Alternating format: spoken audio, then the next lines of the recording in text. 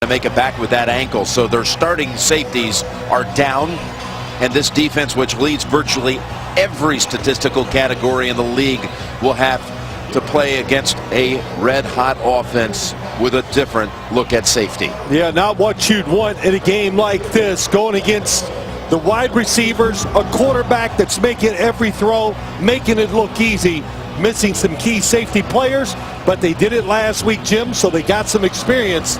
These backup guys, they should play better in this game here today. Yeah, you saw Marcus Wheaton ready for that ball to come his way. Jacoby Jones inactive, so Wheaton, who's handled one kickoff return this year, is going to take a knee here. We'll bring out Ben Roethlisberger. Again, this has been just a ridiculous stretch over the last 5 weeks.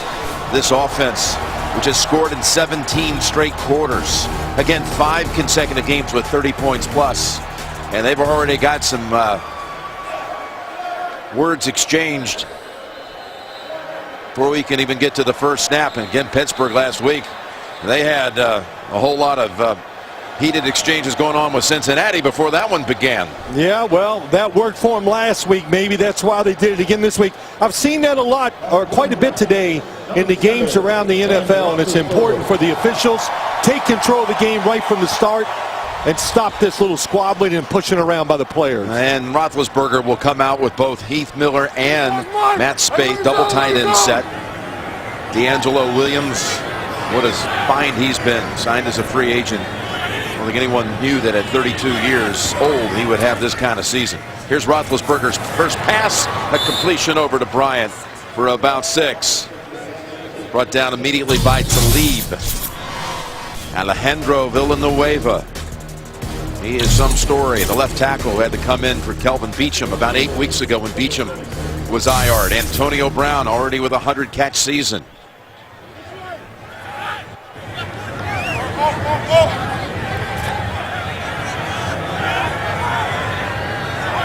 Bottom of the screen, you've got Harris on Antonio Brown. Pass is batted down. That was deflected by Derek Wolfe, who's been on a good roll of his own here lately. We've got an update. A lot of things happening at this hour. Let's go over to New York. All right, back to Jim Nantz. That was an amazing comeback attempt by the Giants. Thank you, fellas. 28 down, only to see Cam Newton engineer a winning drive there, and Green Bay clinches a berth with the Giants' loss. Here's a 3rd and 4 play, and Wheaton has the grab, and he's down. Although they don't mark him down, they give him the extra 5 or 6 yards, and a gain of 12. Well, a couple things you want to do. Stack the receivers so you can try to get a little separation against defensive backs, but you know what you're going to get, Jim. When you play the Denver Broncos, you're going to get a lot of man-to-man coverage. You're going to see a lot of blitz. So the Steelers, the wide receivers, they're going to have to win a lot of those battles outside. Looked like that right elbow might have been down, but I don't know if it's worth a challenge this early for 5 or 6 yards. So it looks like the Broncos are going to let it go.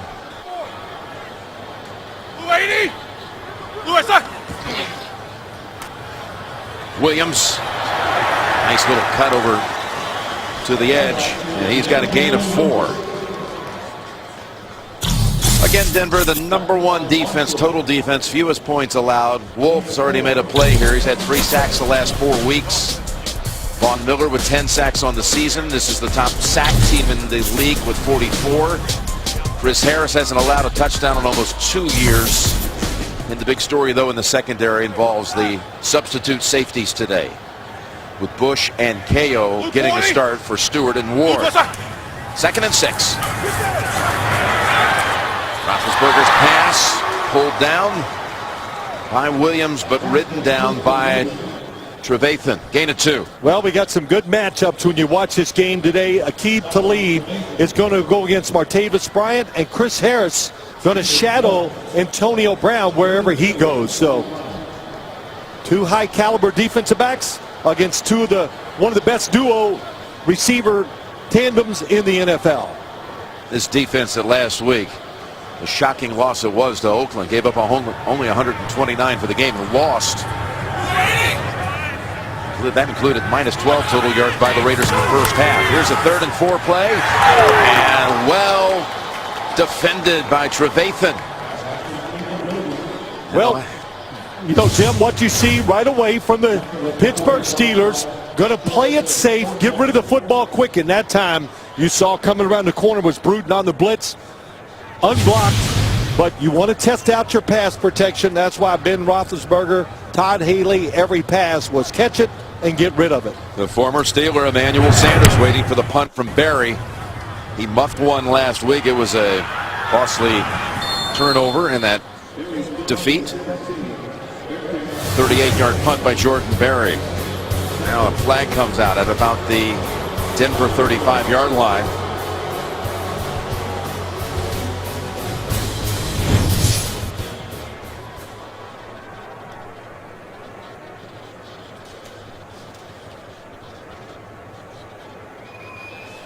During the kick, holding, receiving team number 36. Half the distance to the goal. First down, timeout. All right, Carl Cheffers and his crew here as they step it up against the Broncos. Tough starting point coming up for Osweiler.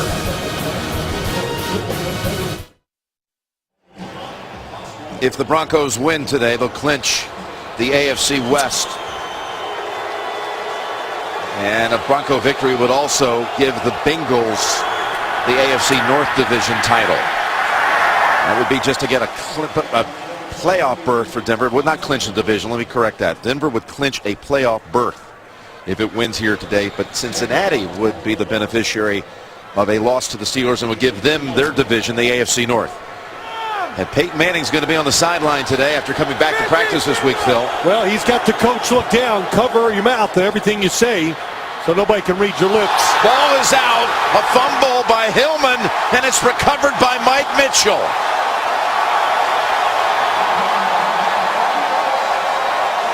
I think Will Allen is the guy that knocked it out. And it's Pittsburgh defense. It gives up a lot of passing yards, but they have good athletes, great speed, and a good job that time. You saw it. Will Allen gets off the block from Sanders and takes the football away. Yeah, look at Will Allen strip it. And on just the second play for the Broncos, they cough it up. Everything you don't want to do when you go into an environment like Heinz Field. And plus you got the penalty off the special teams, backs you inside the 10. And then you give the football away that quickly. Then you get the running play to get you the first down and you give it up. A lot of pressure been put on this Denver's defense the last few weeks. They come through almost every time, though.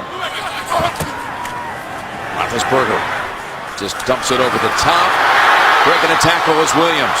He's to the 10, to the 5, and he hurdles down to the 2. This time, Trevathan couldn't bring him down like he did on the first series. Williams broke his tackle and took it for 19. They have great speed at linebacker. Trevathan can really run, and when you play the Steelers, everybody that's eligible can be in a screen play. They throw them to the wide receivers. They use it to Heath Miller, the tight end, and both running backs or whoever's in there can get a screen thrown to him. They're very good at it. The offensive linemen athletic enough to get out and make blocks in space. First and goal to go for the Steelers. 180! It's Williams. He finds a little opening and he's got the touchdown.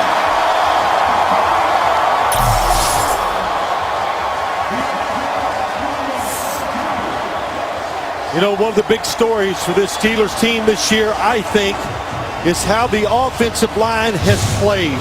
And they've done it with their pass protection and their run blocking.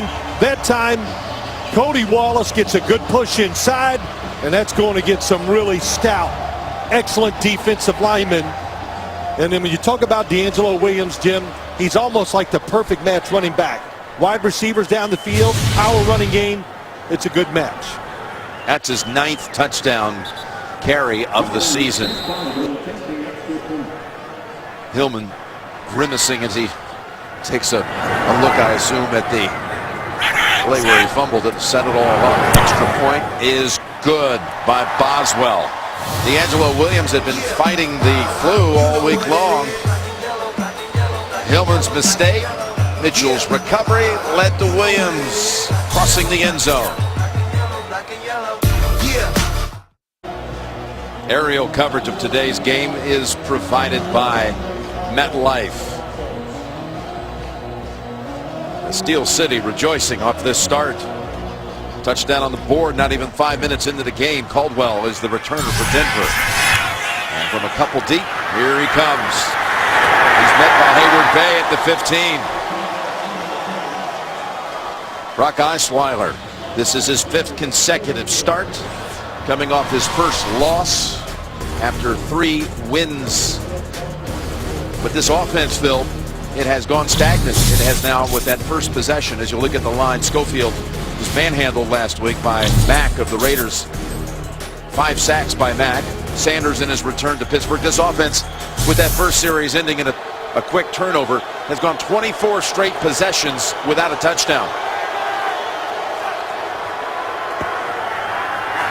Play action, stepping up, and wide of the mark, looking for Demaryius Thomas.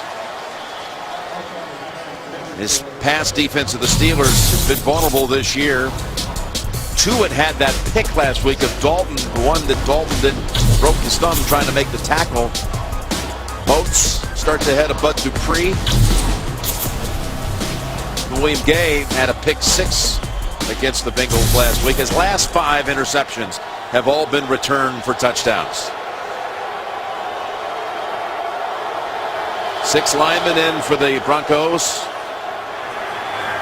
Osweiler looking to throw again. This time a connection. Blake was covering Sanders, who makes the grab. Well, the one thing we see a lot of with Brock Osweiler at quarterback, play action passes that send receivers deep down the field. How about that? You got to figure Emmanuel Sanders is going deep once he gets to about 16 or 17 yards. And nope, he puts the brakes on.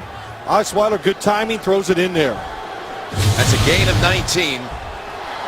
3rd straight pass play. Osweiler, open man, and it's another grab by Sanders in front of William Gay for 11. We'll say this about Brock Osweiler as we've watched him play in these 4 starts, and we talked to him this week. I said, how are you feeling? Because he is taking a lot of big hits when you watch these games. But he stands in there, taking those hits, has thrown the ball well under pressure, and Gary Kubiak thinks he's, hey, a lot of tough spots, thinks he's played pretty well. Here's a handoff, and it's Hillman for 3.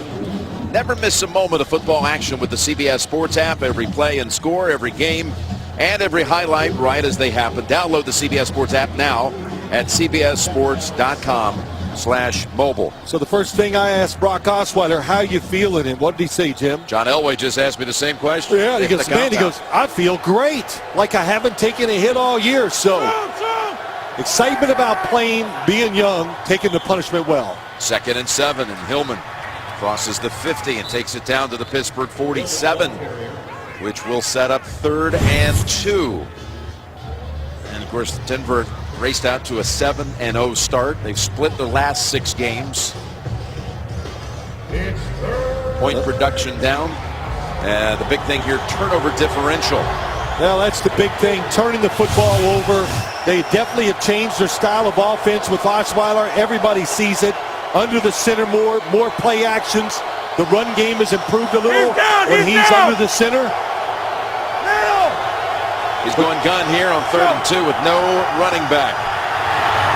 And he throws it right in there to Thomas for the first. Well, gain of 11. This is a day to get well, to get your passing game back in shape. The Pittsburgh Steelers, this defense, they struggle. No question against the pass. 31st out of 32 teams when it comes to giving up yards in the passing game.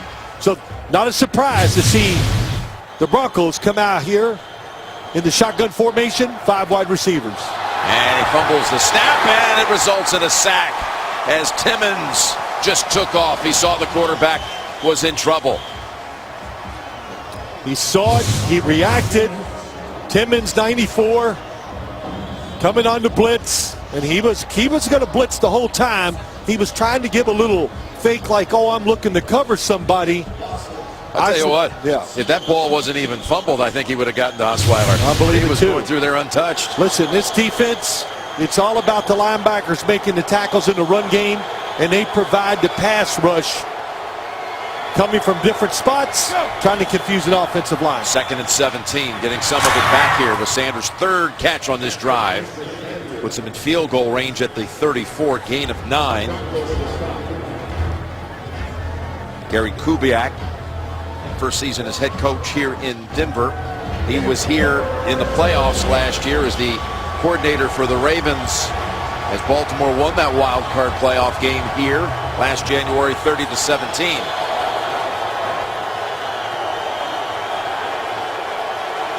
Third and 8.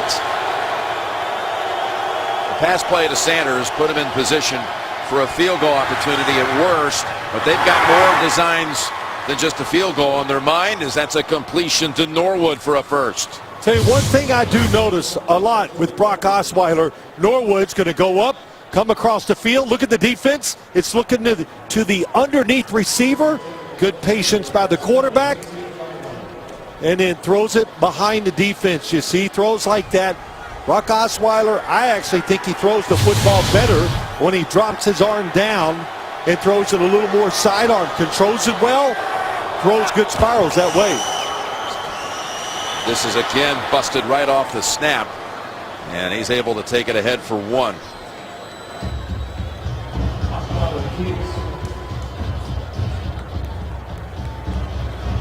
You know, you talk about this Pittsburgh defense. As I talk to players and coaches this week, was not clean at the start for Osweiler. Nope.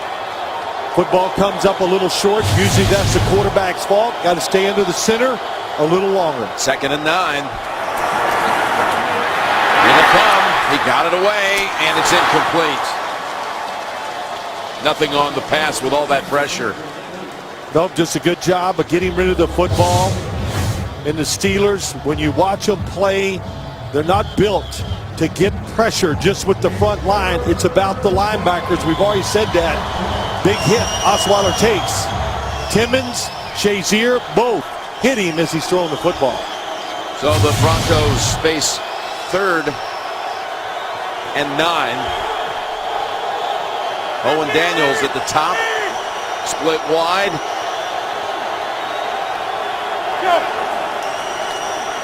Osweiler throws at the goal line. It's caught for the touchdown. Demaryius Thomas. It's one of the best throws of the year by Osweiler so far. He sees it, he catches it, he throws it in rhythm, and he threw it with power right on target. A zone defense. Looked like he looked down the middle, turns, he knows what he's got right away before the ball is snapped. And they need that. They need that touchdown throw. They need to get Demaryius Thomas going.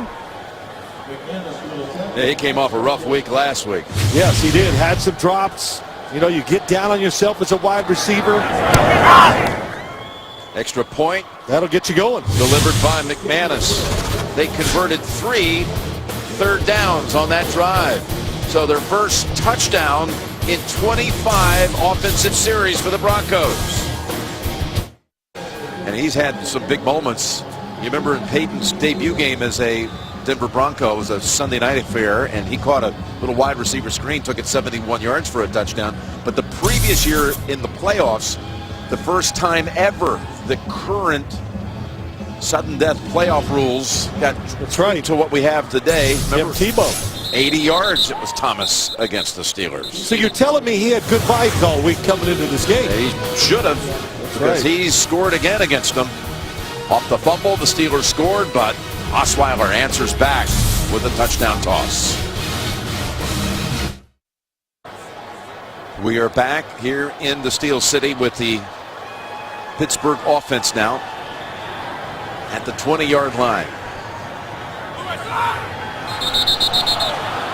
And pre-snap call coming against Pittsburgh. False start, number 84, offense, 5-yard penalty, first down. Well, Jim, let's look at this touchdown by Brock Osweiler. He looked down the middle of the field. That's the first thing I liked. And then 2 speed receivers to the outside, and they stay spread, and it makes it tough on the corner. Cockrell, who really is responsible for the inside receiver, but hard to come off of Caldwell because he attacked you so fast and hard down the sideline. Osweiler threw for 84 yards on that touchdown drive. Here's a 1st and 15 pass. And that's Brown reaching down to grab it. Christmas Eve, only on NFL Network. The Chargers are going to square off with the Raiders. And then a special Saturday edition. The Redskins will take on the Eagles in NFC East action. All coming up on NFL Network. How about the Redskins? Winning today now 7-7.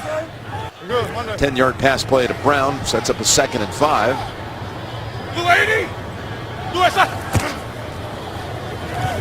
Williams. Right into Sylvester Williams and Derek Wolfe. Well, the NFC playoff picture. Carolina had that 35-7 lead. Gets pushed to a 35-all tie before winning it. A last-second field goal, 38-35, staying unbeaten. Arizona 11-2, playing tonight at Philly. And Green Bay gets in because of the Giants' loss.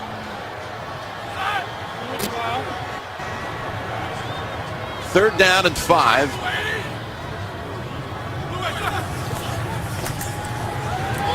Roethlisberger, he is going to be taken down with flags raining down on that area. And the two guys back there are two guys that don't get enough credit. Number 72 offense. That penalty's declined. 4th down. Cody Wallace, the center. A couple of officials saw that, but that was Derek Wolfe along with Malik Jackson. Derek Wolfe, Malik Jackson, there are no weak spots on this defense when you talk about the front 7 when it comes to getting after the quarterback. Everybody, we just don't talk about them enough because Von Miller is so great. DeMarcus Ware on the other side. But Malik Jackson, Derek Wolfe, they make a big difference in this defense. Jordan Berry. About the 39 where Sanders makes the fair catch. The man who used to wear number 88 for the Steelers makes the fair catch. Let's take a look at next-gen stats presented by Esurance. Well, what do you see in these stats? When Peyton Manning is the quarterback, look at the number of plays out of the shotgun compared to Brock Osweiler, and look what they get under center, the difference. And when Brock Osweiler is under center, Emmanuel Sanders uncovered. And Sanders takes off to the end zone, returns to Pittsburgh, and takes it 61 yards.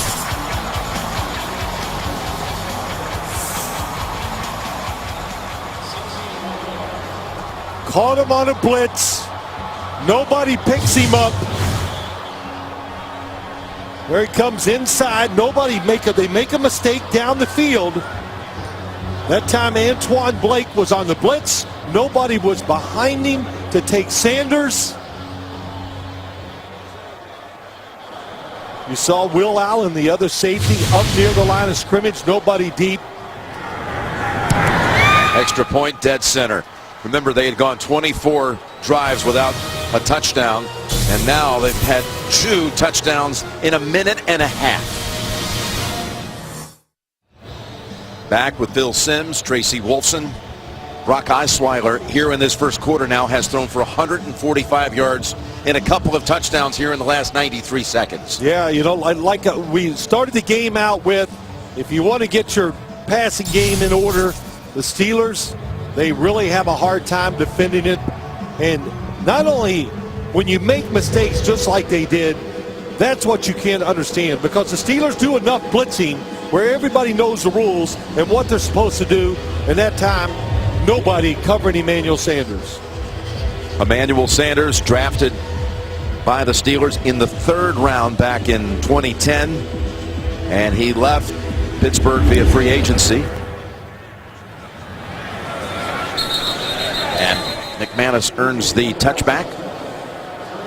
Well, Jim, let's see what went on in this play. Here's Emmanuel Sanders going to go down the field. Here comes Antoine Blake. It's going to blitz. Does anybody come over to pick up the wide receiver? There's Will Allen coming over, but nope, he doesn't get him.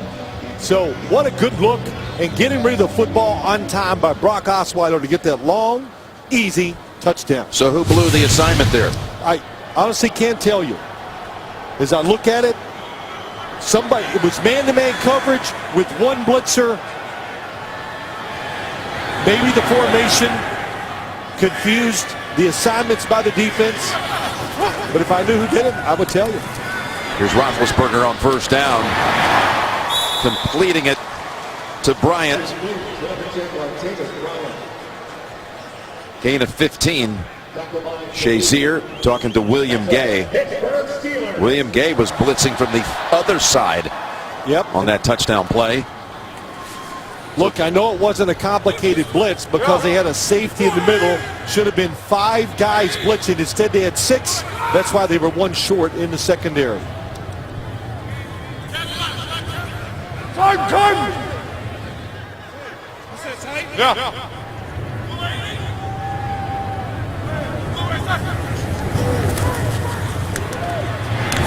Underneath, Wheaton tiptoes out, gain of 8.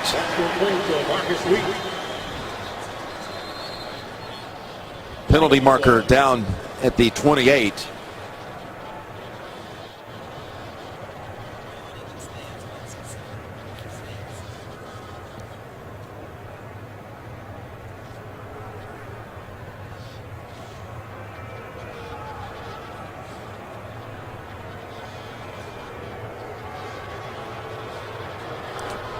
Well, one thing I know and I see, might as well say it before they make this call, is that Denver, which loves to be aggressive, is dropping back every once in a while because you play this group of wide receivers, you keep pressing them, one of them is going to get behind you for a big play. Penalty use of hands to the face, number 96 defense. 5-yard penalty automatic. First down. Vance Walker flagged for that. Tonight on CBS, the new season of Undercover Boss kicks off with a jaw-dropping episode. And don't miss the season premiere tonight right after 60 minutes, only CBS. So no play there. The penalty accepted instead. First and 10 at the 40.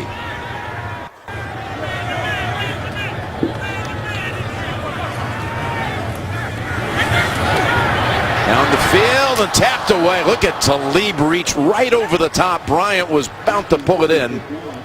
And Talib, so tough. He denies it. Well, this is what he's very good at. Staying outside receivers, sees the receiver, but also can look back at the quarterback and times it perfectly to knock the pass down. Talib, right after this, started to head over to the Broncos sideline, and then he got about halfway there and fell to the ground.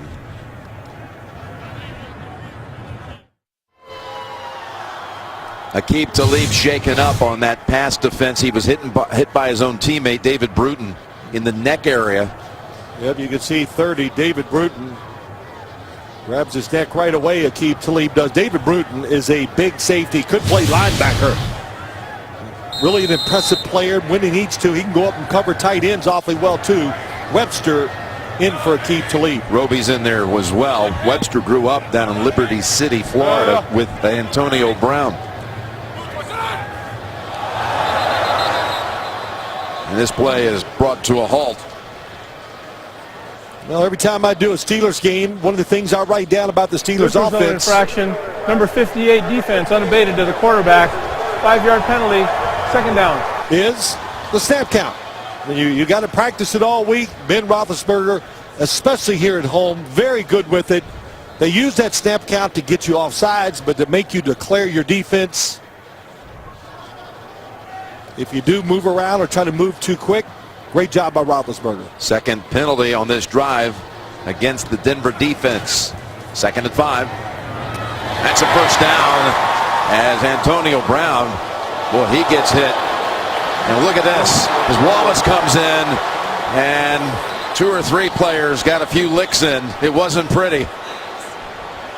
Malik Jackson came in on the back end of that reception and I think started the whole thing. Well, his, I thought, was legal. Then Cody Wallace retaliated, and it was definitely illegal. Necessary roughness, number 72 offense. The result of the play is a first down. It'll be 1st and 10 after the 15-yard penalty. Yeah, so they get Wallace. Malik Jackson, 97, hits him while he's still up in the air. And then I'm sure that's what fired up Cody Wallace as he saw that hit. Hey, Wallace got a pretty big hit right into the helmet of David Bruton.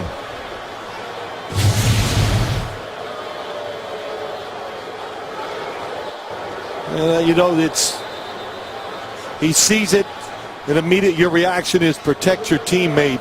But Malik Jackson, what hustle to rush the quarterback and still get back into the middle of the field and have time to legally hit the receiver. Well, the play stands as a 12-yard gain, and then the penalties enforced between downs. It'll be 1st and 10. They're going to take Bruton out of the game. Watch Bruton get hit right here by Wallace. In fact, Bruton, I believe that came from upstairs. They take him to the sideline for at least one play. And meanwhile, Talib is back in for the Broncos. Well, that puts all the corners, puts Roby back on the slot receiver. And Chris Harris on Antonio Brown. Middle of the field, and a diving attempt at a pick. They say it is. It's Bush. Josh Bush wrestled down by Wheaton at the 50. Was it a clean catch? Well, the coverage was tight. Bradley Roby on Marcus Wheaton. My first look tells me that is a catch. Did it hit his hand? It looked like it hit his hand. It looked like it popped up off his hand. That's what it looked like to me. And look at the coverage by Roby. Yep, that's gonna stand. That tells you about this Denver secondary, doesn't it? Roby, not even good enough to start, but he is an excellent third corner and allows Wade Phillips to play this aggressive style of defense where he can send blitzers and knowing that his guys can cover one-on-one down the field.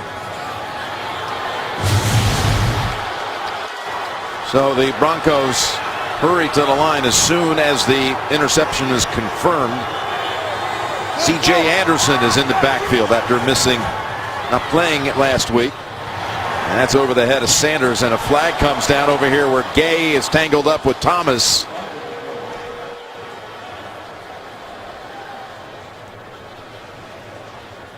Pass interference, number 88 offense.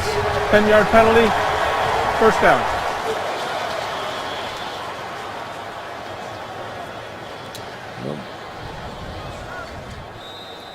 Tuesday on CBS, a pill makes a crime-solving genius. And the FBI has made him their greatest asset. It's limitless. It's Tuesday at 10, 9 Central, only CBS. 1st and 20 now for the Broncos. They work it inside with the handoff to Anderson for 2. They had no running game last week at all. No, they didn't. The Oakland Raiders, they played down and they threw the ball very well short early in the game, Jim.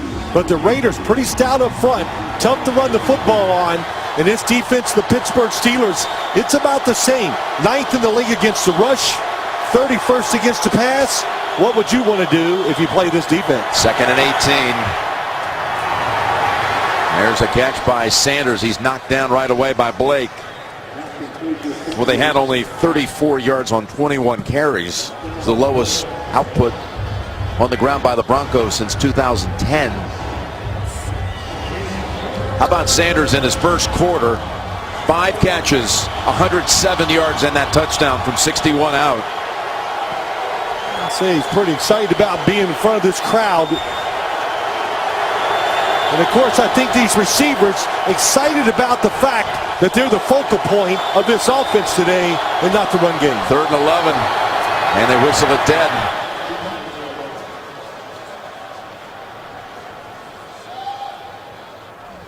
Neutral zone infraction, number 50 defense. His movement into the neutral zone caused a reaction by the offense. 5-yard penalty, 3rd down. It was Shazier who got jumpy. Yep, jumps. That was Dupree also.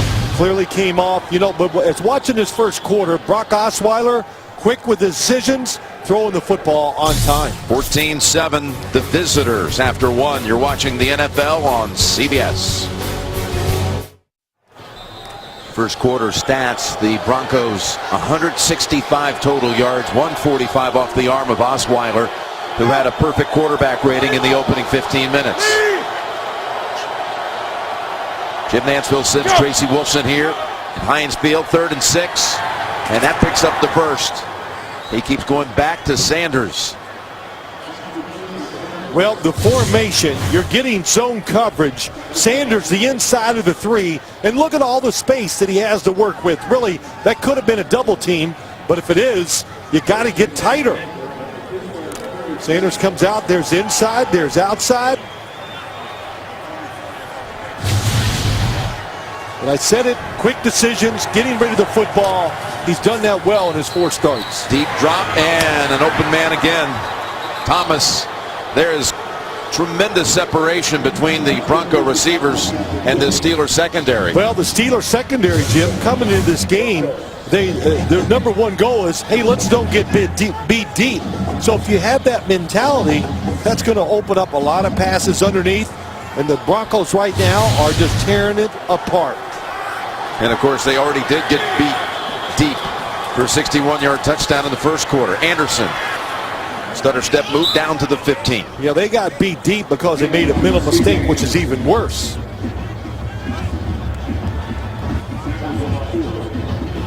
That's a pretty good start for a young quarterback who told us what he did. I'm not reading the papers. I don't listen to the radio. I don't watch TV.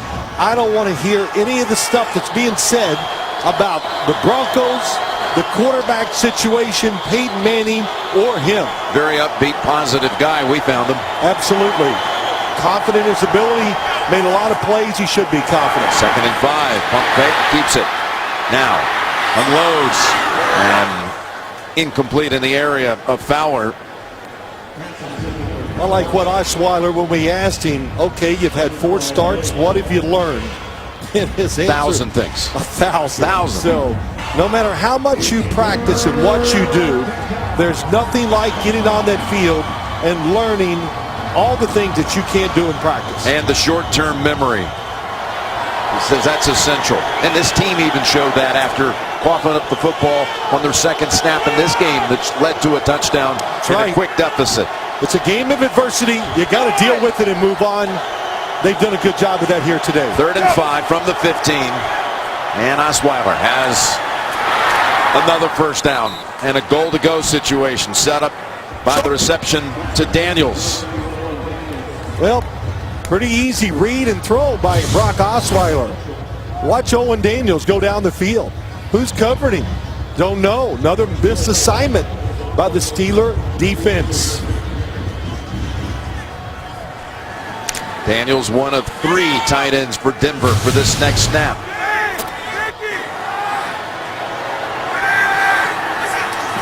First and goal. Running play. And it's there. Down to the 1 for Hillman. They had it blocked. Blake prevented the touchdown. Well, this offensive line's got it going here now. Paradis to center. Good job. As you watch, Vasquez also gets a good block. They got the Steeler defense good against the run. You're thinking pass. They caught him with the run play. Gets inside the 1. Columbus shifts back to the offensive line. 2nd and goal. And Hillman in danger of losing big yardage. And he's knocked out at the 7 by Golden. This is what happened against the Raiders. They had 4 running plays inside the 25 that led to -8 rushing yards inside the 25. Well, right from the start, inside, McClendon, number 90 on the center, pushes the play backwards, and then the rest of the defense in position to make the tackle on your right. They have struggled inside the 5, running the football, losing yards. How about losing 6? A 2nd and goal at the 1 turns into a 3rd and goal back at the 7. Osweiler going to keep it, and he's going to have a touchdown.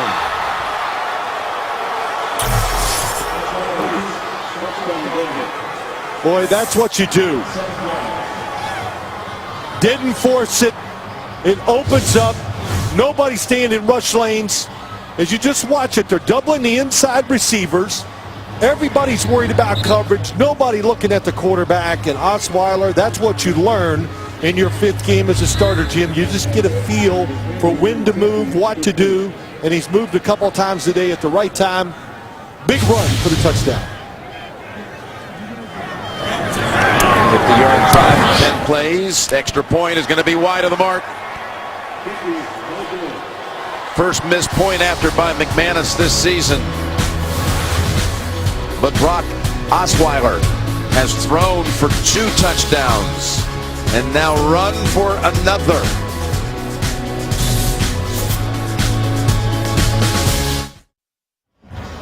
Brock Osweiler with his first rush touchdown since November the 5th of 2011 when he was the quarterback for the Arizona State Sun Devils in a game against UCLA. How about that? What a start by him. What a confidence builder, not only for him, but the coaching staff, Gary Kubiak calling the plays. As I said earlier, the wide receivers. McManus's kick picked up on the bounce at the goal line, slammed down is Wheaton by Todd Davis.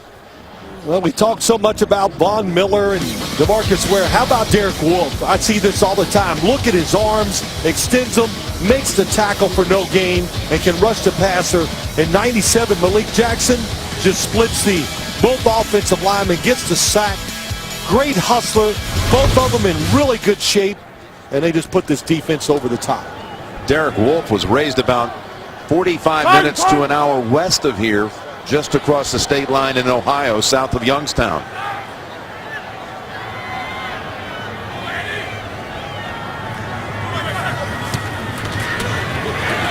And in traffic, stepping up and giving it away to Brown. Roethlisberger, he had great presence to know that he had not crossed the line of scrimmage. And Brown, the recipient of that one for a 17-yard play. Look at all the movement by the defensive lineman. That creates the hole for Roethlisberger to step up into. And that's one thing they say with the Steelers. They talk about his presence in the pocket, never worries about getting hit, and moves to make throws like that. Knocked away by Talib. Trying to find Bryant on the slant.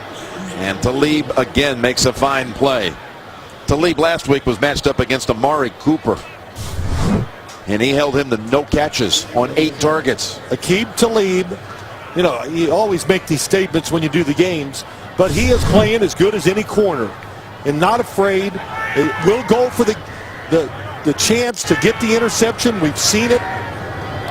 So tall, long arms, makes a lot of plays like we just saw. Second down play. That's Brown.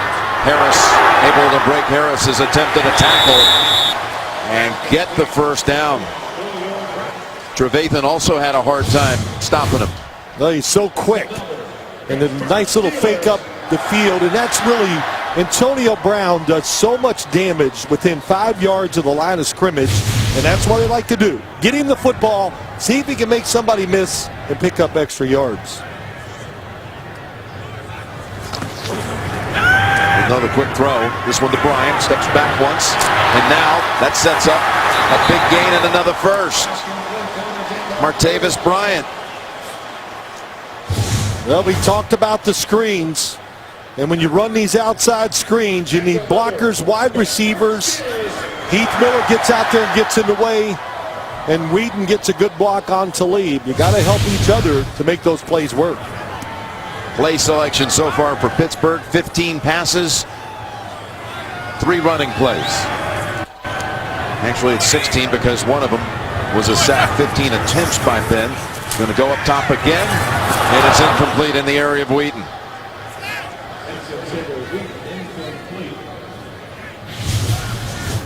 This trio right here, when you take Brown, Bryant, and Wheaton, most receiving yards for any trio in the NFL.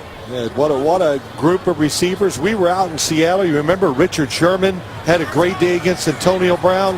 What did Ben Roethlisberger end up throwing for? A lot. All-time record, Seattle opponent record. Yeah, I mean, he just turns to the next receiver and doesn't worry about it. That's how good they are. And Heath Miller, has been very good of late, catching passes It too. was 456 for Ben, who's looking for more here. He's got it. It's Brown inside the 10. There is a flag back at the line of scrimmage. And that's Brown and his old buddy Webster. They grew up together again in the Miami area. Holding. Number 83 offense. 10-yard penalty. Second down. The call on Heath Miller negates a 32-yard pass play. Heath Miller up top, going to get Shaq Barrett, gets fooled right at the start, does grab him, so it's a good call. And you see the defense, when they play zone defense, it almost looks strange for the Denver Broncos because they're just looking at the quarterback. And when you do that, you got to hope your rush gets there because there's a lot of space. And Ben Roethlisberger found it that time to Antonio Brown. Yeah, just when it looked like, though, they were going to have first and goal from about the 3. The penalty sets them back to the 46. And a 2nd and 20. And Roethlisberger knew that Miller was about to take him down. Von Miller, how quick. Here he comes. Watch the jump. This is why you got to use your step count. Dips that shoulder, and Ben Roethlisberger could feel it, see it, get rid of the ball. You could hear Carl Cheffers talking about that pass was in the area of Heath Miller, who was trying to hold off Ware as long as he could. Well, it was a screen play to Heath Miller, but it all happened so fast they couldn't even get that done. So 3rd and 20 now for the Steelers back at the 46.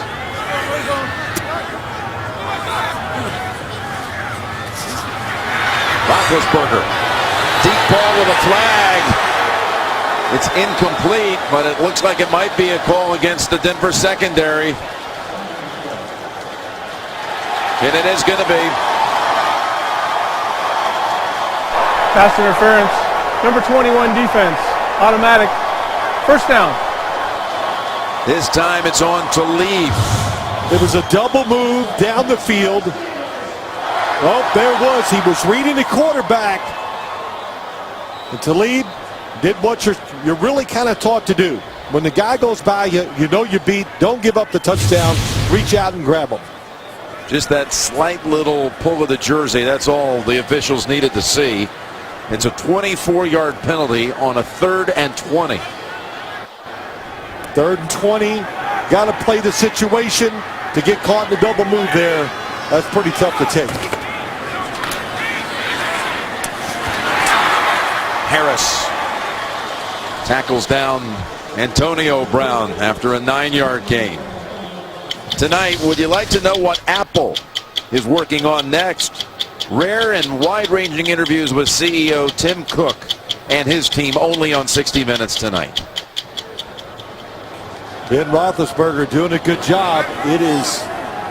That pocket is collapsing fast. 2nd and 1. Williams, Malik Jackson on him, but Williams able to take it for the first down with a couple of yards to spare. Well, they're getting down inside this area, Jim, where the Steelers like to start their practices a lot. But not quite. 2-point conversions. They get in. They do a lot of work against each other. It's one of the reasons why they're so great. Yeah, they practice those conversion starters against starters 2 days a week. Really all about trying to get the 2-point conversion plays put in that they're going to use later. They've been going to that with more frequency than anyone. Here comes the blitz. Roethlisberger able to again find his target. Brown. Well, it's just a catch and throw, and he's reading the coverage, Ben Roethlisberger. Watch it. It's a blitz. Here comes Marshall. Catch it and throw it. You talk about all that work they do. You know, it builds competition, team chemistry. It's a great thing for everybody. And to get rid of the monotony of the routines you can get in sometimes in the NFL when it comes to practice. Harris slides over the top to guard Brown. 2nd and goal.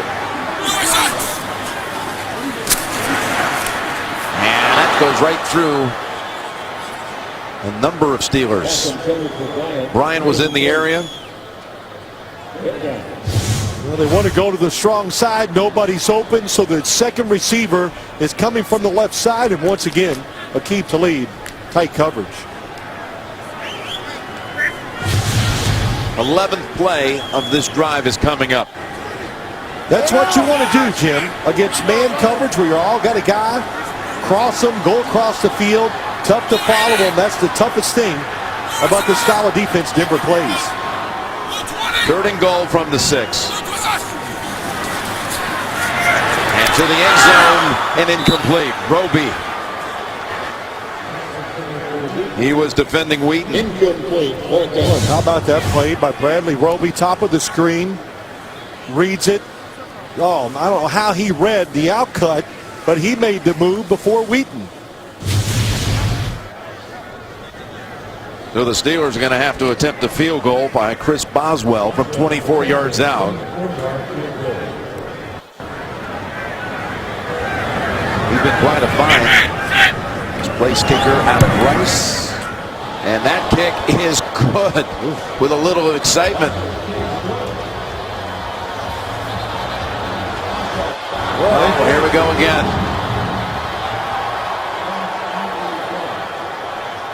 Malik Jackson, Foster in there for the Steelers. This keeps up. Somebody's going to have to get thrown out of the game to settle it down.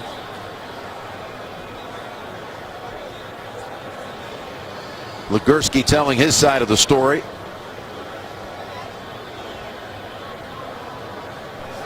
They're offsetting fouls on the play. Unnecessary roughness number 60, offense. Unnecessary roughness number 90, defense. Those fouls offset. Timeout.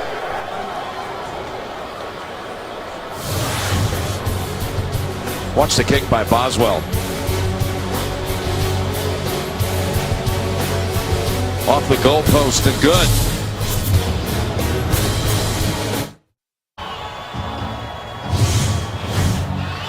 Now we know why the Boswell kick was such a knuckleball. It actually wasn't until it grazed the fingertip of Shaq Barrett.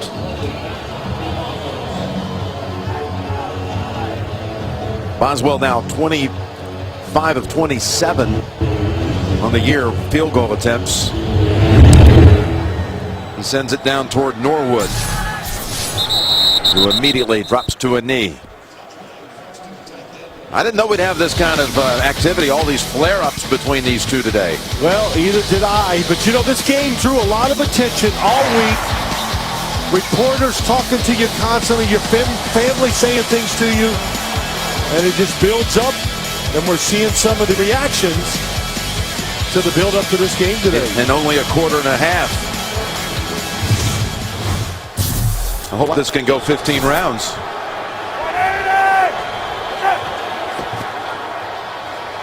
First down, Osweiler avoids the sack and picks up 8. My goodness, they had him. Cameron Hayward had a shot at him. Well, Cameron Hayward coming off the right side, came off the left side, pushes him up in the pocket, and Osweiler, we've seen this today, does move in the pocket, gets outside. We haven't seen all the play-action bootlegs to show off his movement, which we usually see, because the Steelers, with their linebackers, tough to do those type of plays. Well, the Broncos have had 3 consecutive touchdown drives. On 2nd and 3, they give it to Sanders. He's got the first, and he's racing down the sideline and stopped near the 50.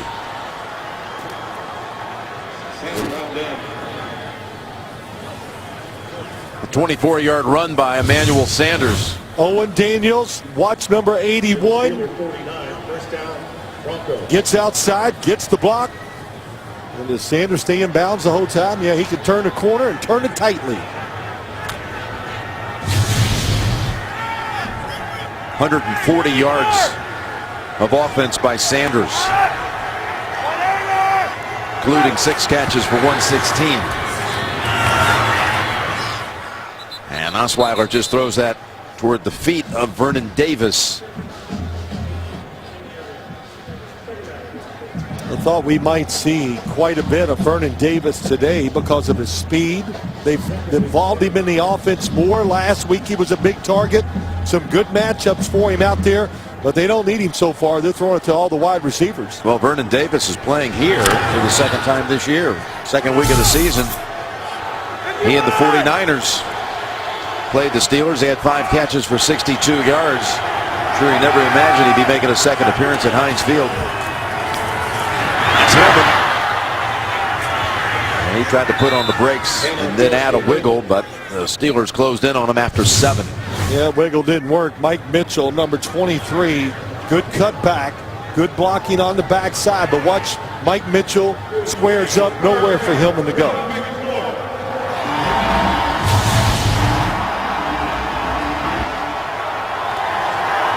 Last week, 34 on 21 attempts.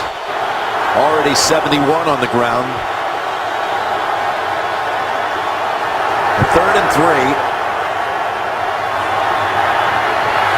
And again, Sanders is left alone. And he slides down at the 25. Well, we had a chance to talk to Lawrence Timmons, the middle linebacker for the Steelers. They were all excited. Hey, this is going to be great. We're going to play a team that likes to run the football so we can do what we do. Well, that's just not the case. When people play the Steelers, they want to throw it. How about that, getting Spence, a linebacker, out there against Sanders? That's a terrible matchup for the Steelers. And how about Osweiler and this team? 7 for 7 on 3rd down. And Anderson with the penalty marker down at the 30. Holding. Number 65 offense. 10-yard penalty. Repeat first down. Vasquez called for that one. That last throw to Sanders put Osweiler over 200 yards passing. And we're still just 5 minutes to go in the second quarter. Well, they're just running the football every now and then, Jim, just to let Brock Osweiler catch his breath before he drops back and throws the next one. But, hey, look. They've gone under center. They ran the football, but you cannot deny, you look at this receiving core for the Denver Broncos, it might not quite be the Pittsburgh Steelers, but it's not far behind them. 1st and 20. And the completion to the 29 to Thomas. And yet another yellow marker. William Gay thinks that Thomas may have pushed off.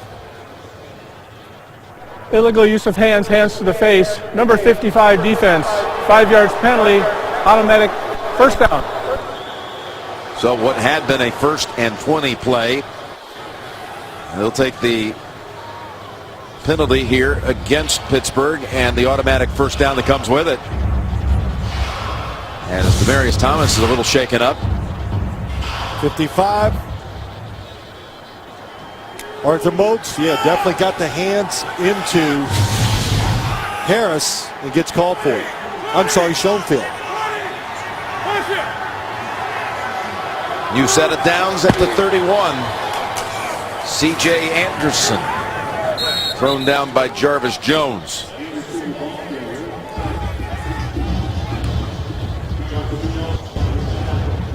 Thomas a little gimpy. Now you look at Demaryius, been fighting his health a lot this year. You can always tell. I mean, look, these guys are asked to run so much, and of course they got to do it at use so much energy to generate that speed. When you're not 100%, hard to perform great on the field. 2nd and 8. Sanders. That's another 7. 8 catches now for 139. Well, I think what's really interesting is you watch the game as we watch Brock Osweiler throw the football. How many times, Jim, has he looked at the second receiver? Not many. The first guy he looks at is open. He lets it go. No pressure on the offensive line to hold the defensive line out. Thomas back in. He's at the bottom of the screen. Again, the Broncos perfect on 3rd down to this point. Trying to get there on the ground, and they've got it with Hillman. And he scampers to about the 8. And here's Mitchell, who had been nursing a shoulder injury all week that at one point had him questionable. He's in agony, and we'll step aside. Mike Mitchell getting some attention from Dr. Jim Bradley, the Steeler doctor. Center, right guard, get excellent blocks, Jim. Vasquez, Paradis, and how about that? They keep the Broncos perfect on third down here today. Yeah, 8 for 8, and it's first and goal. Trying to polish off a 4th consecutive touchdown drive. They can negotiate those last 8 yards. They've got 2 of them right there.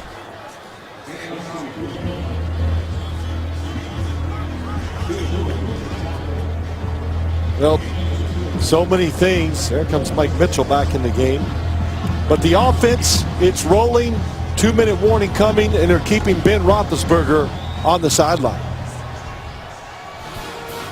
2-minute warning in Pittsburgh. You're watching the NFL on CBS. Coming up, the Verizon Halftime Report. JB and the crew. All the scores and highlights coming up. Verizon Halftime Report. Second and goal, though, for the Broncos coming out of the 2-minute warning. Over to Thomas. Stiff arm. That works. Touchdown, Denver.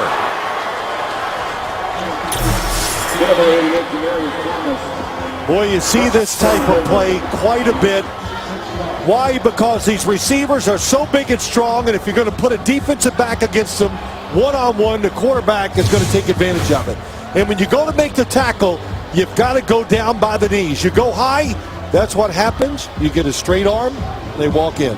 Boy, he just punished Blake with that stiff arm, and that might ring familiar for Steeler fans. Just dialing back the memory bank here because we were there for it. That 80-yard touchdown winner in the playoff game 4 seasons ago. Yeah. A stiff arm by Thomas on Ike Taylor at midfield that freed him to take it 80. A pass from Tim Tebow. That's right.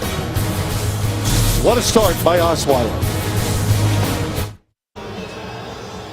We are back, and surprisingly during the break, Brock Osweiler really not moving that left arm at all. He headed to the Denver locker room after having thrown 3 touchdowns and rushed for another. Trevor Siemian is the only other quarterback dressed.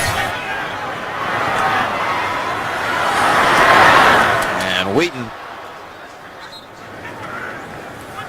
out to about the 26.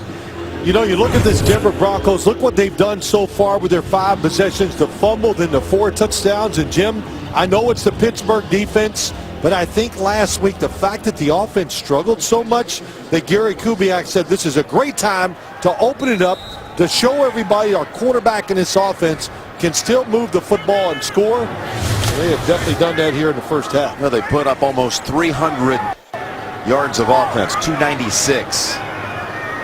And the report from the Broncos PR staff is it's a left shoulder injury for Osweiler, probable to return. Draw. Williams. Broncos are there. Brandon Marshall. Loss of 2. Brandon Marshall read it, got in the backfield. When you watch this defense, it's so different from other defenses. Wade Phillip actually tells, the defensive coordinator tells the guys, if you think you can make a play, go ahead and do it. Don't worry about doing the discipline of the defense. 2nd and 12. He pulls it down after thinking about throwing it. Nice elusive move by Bryant. It's going to be 3rd and 2 coming up, and we're going to look back at one of the possible plays where Osweiler could have gotten hurt. Watch the left shoulder. Handing it off. Oh boy, he was really, you could see that was painful. Not sure if the handoff did it or he was hurt before that, where he hurt that left shoulder. 3rd and 2, 1:17 to go. Both teams with all their timeouts. Here comes a big blitz. Leaves a man open. It's Bryant. And the Broncos drag him to the ground at the 46. How about that? 3rd and 2. You send 2 people from the secondary up the middle. Steelers ready for it. Both safeties. Steelers called a timeout at 1:10 to go. And they've got a first down, trying to do a little something here before halftime. In fact, coming up at halftime, we'll go back to New York with the Verizon halftime report. JB, Tony, Martin, Boomer, Coach Cowher, all the latest scores, highlights, and analysis coming up on the Verizon halftime report. Jim, I want to go back and say what I was saying about Wade Phillips. In other words, when you're doing your job, if you think you can do and go make a play, then go ahead and take that chance and try to make that play. It's you never hear that from a coach. That's why this defense, it plays fast and it plays free. Roethlisberger to Heath Miller. His first catch, good for 5. The clock runs at 1 minute. Still plenty of time. 2 timeouts.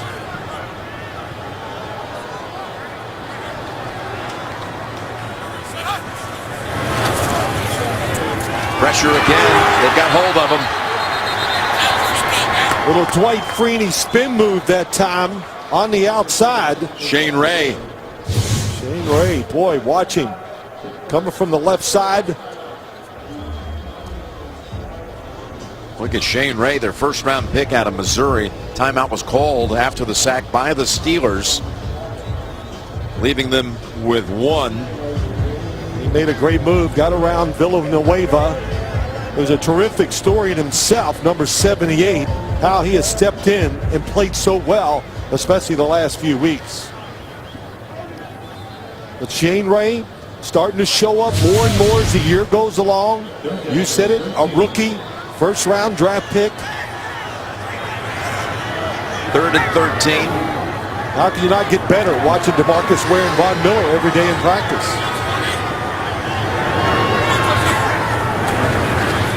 Deep drop.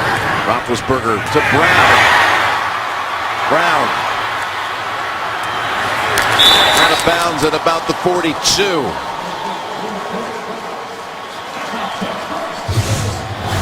Great job of standing in the pocket by Ben Roethlisberger. And what they did, they switched receivers. So that put Antonio Brown instead of on Chris Harris. They got him on Bradley Roby. And Bradley Roby was outside. That's why when he went inside, he was wide open. And you may have seen Tomlin applauding it from the sideline as Brown went out of bounds just in front of him. First down, 31 seconds, 1 timeout. Stepping up and zipping it complete to Wheaton at the 28.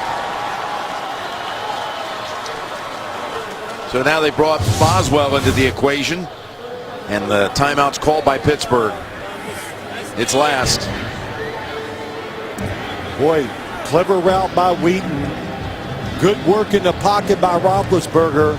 But they've been going across the field so many times. That was a cross the field stop and break back out.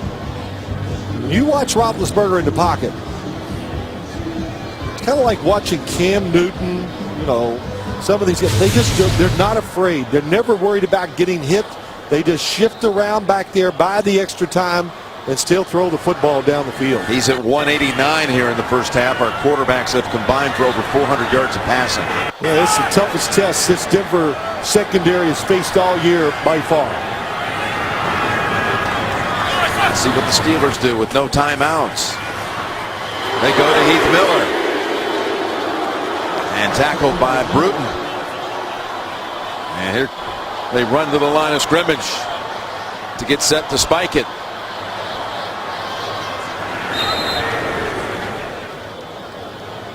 And out comes Boswell.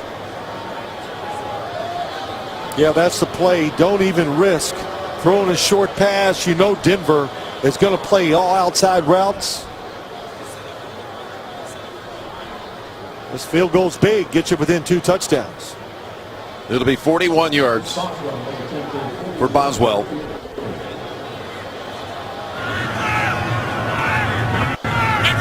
Berry on the hold. Warren snaps it back, and the kick is good.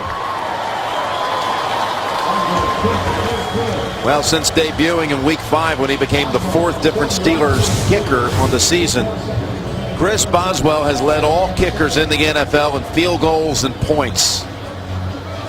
What a find.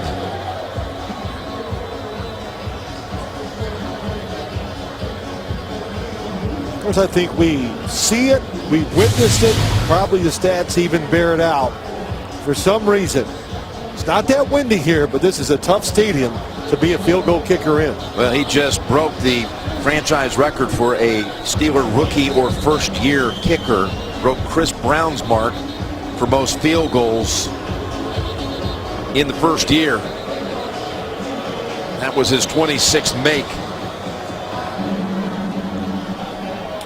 Well, we all came into this game, couldn't wait to see Ben Roethlisberger throw against this Broncos defense, and shoot, now everybody's sitting around going, well, we want to see more Brock Osweiler, how he's throwing against the Steeler defense, because terrific first half for Denver's offense, and especially the quarterback. Anxious to see what Osweiler will look like after going to the locker room. Thompson falls on it. And let's see who comes out here now with just this one snap. It's going to be Simeon, the rookie from Northwestern, who they drafted in the 7th round. Well, I know they like him, and of course they must like him. That's why he's the backup quarterback. But we've been out to do a few Broncos games. I've watched him practice. Throws the football very well. Well, they're not going to ask a lot of him here for this snap. I hope not. It's going to kill his stats. Yeah, it's going to be in negative yardage territory. Gary Kubiak has to love what he saw in that first half when the offense went 4 consecutive drives down the field for touchdowns.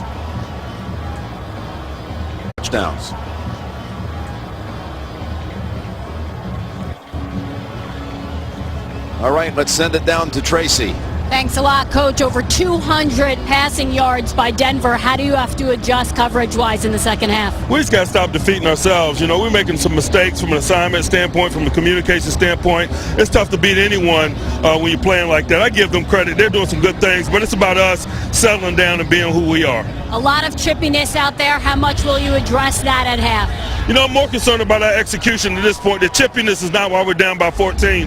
The lack of execution is, so we got to tighten up some things. Thanks a lot. That's the end of the first half with the score Denver 27 and Pittsburgh 13. Broncos average just a little more than 21 points a game. They put up 27 in the first half here in Pittsburgh. Back with the Verizon halftime report after this message and a word from your local station.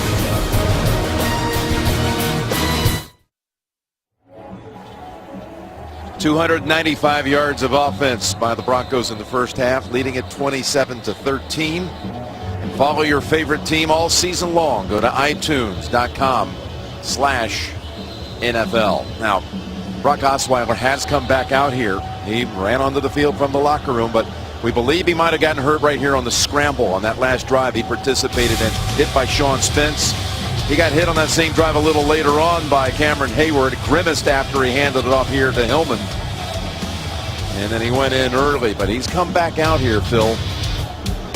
Well, I watched him run out on the field, and you can tell it's not 100%, but it's going to be good enough. And you think it was on the Spence hit? I do. That hit was so direct, the helmet right to the shoulder.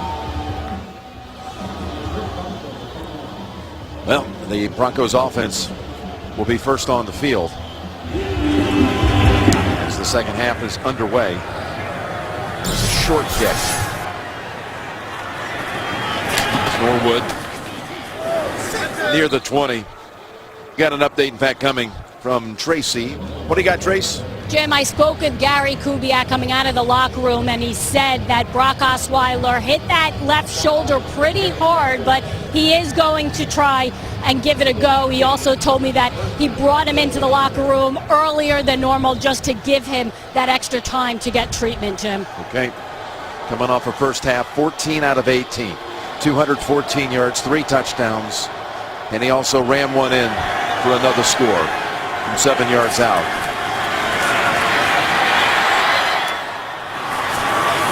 Patient that time as he goes back to Thomas and picks up 9. And how about this performance? Put the injury aside for a minute. How many people you think saw this kind of performance coming from Brock Osweiler? Not many. Even against the Steelers' pass defense, I don't think we saw it coming. But, you know, a couple things. If you're the Steelers, what are you going to do to stop this? You got to start playing tighter defense. You got to blitz. You got to take chances. You just can't let them control the football and march up and down the field. Hillman got enough there for a first down at the 30. Roethlisberger put up big numbers of his own, although he didn't have anything in the touchdown department. Their one score coming on a rushing play by D'Angelo Williams.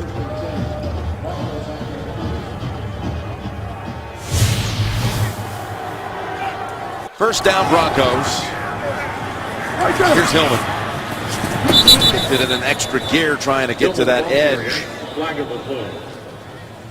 He got tangled up on the sideline with Jarvis Jones. Let's see the flag here. Holding against Denver.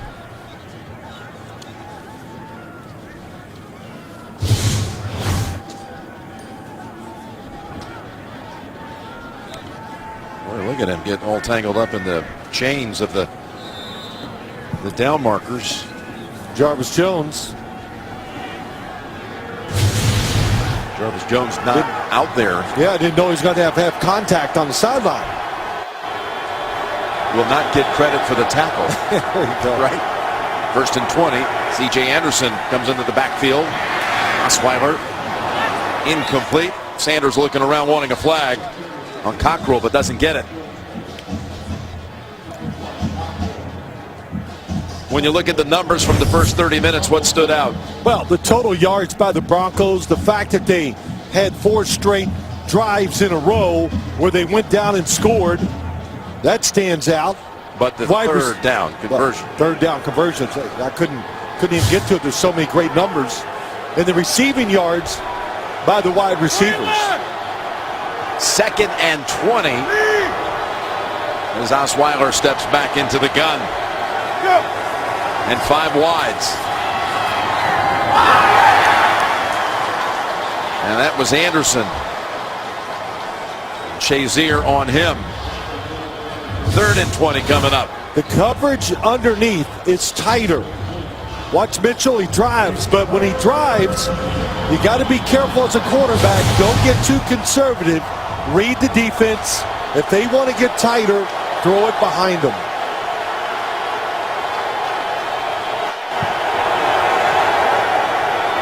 Third and 20. Draw play, Anderson. Finally, it took a 3rd and 20 to do it, but Pittsburgh stops them on 3rd down, and they take Osweiler off the field for the first time on a drive since the first quarter at the very beginning. And Anderson is shaken up. Anderson has been battling an ankle injury.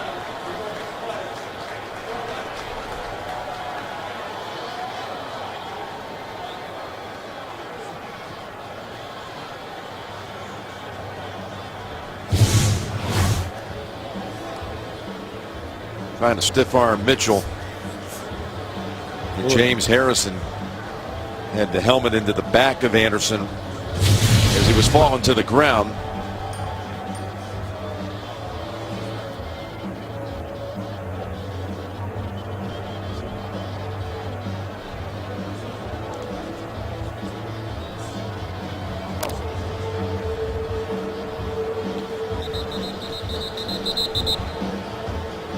There was a holding call against Denver on that play that was declined. It's called a Max Garcia.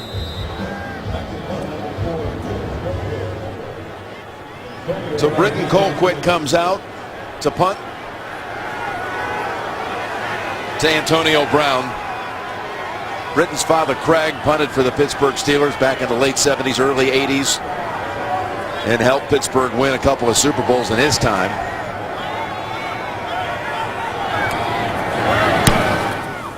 With no pressure, his punt travels to the 32. Brown up ahead, nice little run back to about the 45. 13-yard return off a 44-yard punt.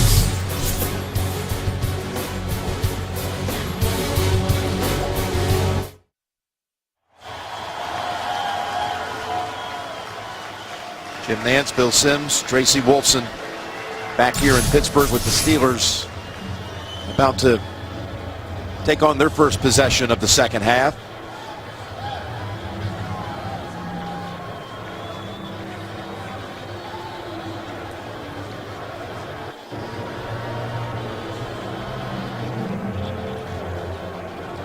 Well, Greg Knapp talking to Brock Osweiler, going over that first series. And the Steelers, Jim, going against this terrific defense, moved the ball. You can see a couple drives, 2 field goals, 12 and 10 play drives to end the half.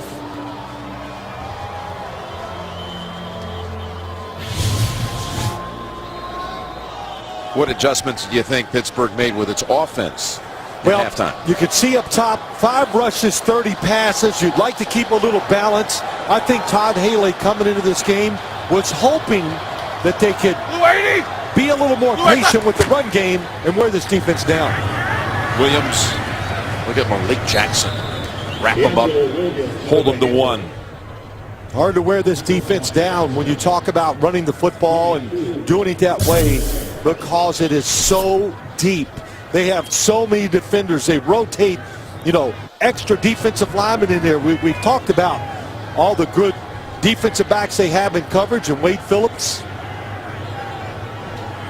He feels like his defense is to get a little complacent. All he does is dial up a blitz, get everybody involved again. 2nd and 9. They go again to Williams. This time he is tossed out of bounds by Trevathan. It'll be 3rd and about 5.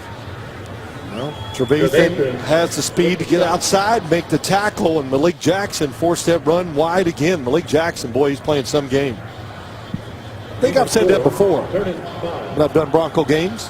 You've been impressed by what you've seen out of Jackson this season, taking it to another level. Every year he's gotten better in the NFL. He's an impact player now, no question.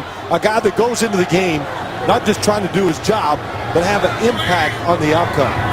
3rd down, 3rd and 5 for Roethlisberger. And that's incomplete. Roby was defending on Wheaton, no flag. Roethlisberger thought he had been held. Coverage was tight. It's a blitz coming inside Bruton. Saw the little hook by Roby. That's what Roethlisberger was referring to. Yep. Contact was a little early, but the officials deemed that it had nothing to do with the outcome of the play. They let it go. So a 3 and out after great field position. KO fields the punt at the 15. 36 yards moved. Team exchanged punts here at the start of the 3rd. The Broncos leading it by 14. Happy holidays to all of you as we pick up the Broncos now. 1st down at the 14. That's a dangerous throw that falls incomplete. Intended for Demaryius Thomas. Broken up by Boykin. Yep, they've been playing Brandon Boykin on the outside. Watch him react to the screen. No, he was underneath on Emmanuel Sanders. Read it, gets right off, almost gets the interception.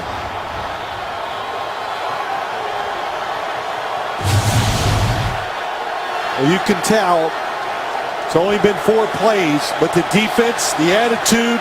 Yeah, it's different. Embarrassed in the first half, trying to be tougher, play tighter. 2nd and 10, and Hillman has 3, maybe 4. Jewett was there. NFL fans looking for that special holiday gift? Well, there's still time at NFLshop.com. Get free shipping. There's a special offer at the official store of the NFL, NFLshop.com. 3rd down coming up for Denver. C.J. Anderson has returned to the lineup. Shaken up on the last drive. Osweiler steps away from the heat, lobs it, incomplete, broken up by Will Allen. Looked like Owen Daniels might make the play. There is a flag down. Holding, number 79 offense. That penalty's declined, result of the play. 4th down. Called on Schofield, so Again, the Broncos come off the field in a hurry as the Steelers have tightened things up here in the third quarter. They definitely have. They've moved the defense up, playing some man-to-man coverage. They couldn't get away, and that was an excellent play down the field. Will Allen, as Owen Daniels changed his route, he was right next to him.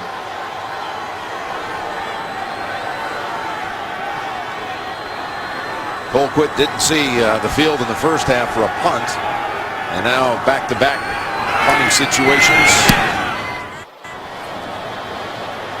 And this one, not a good one. Off the side of the foot. Past the 40.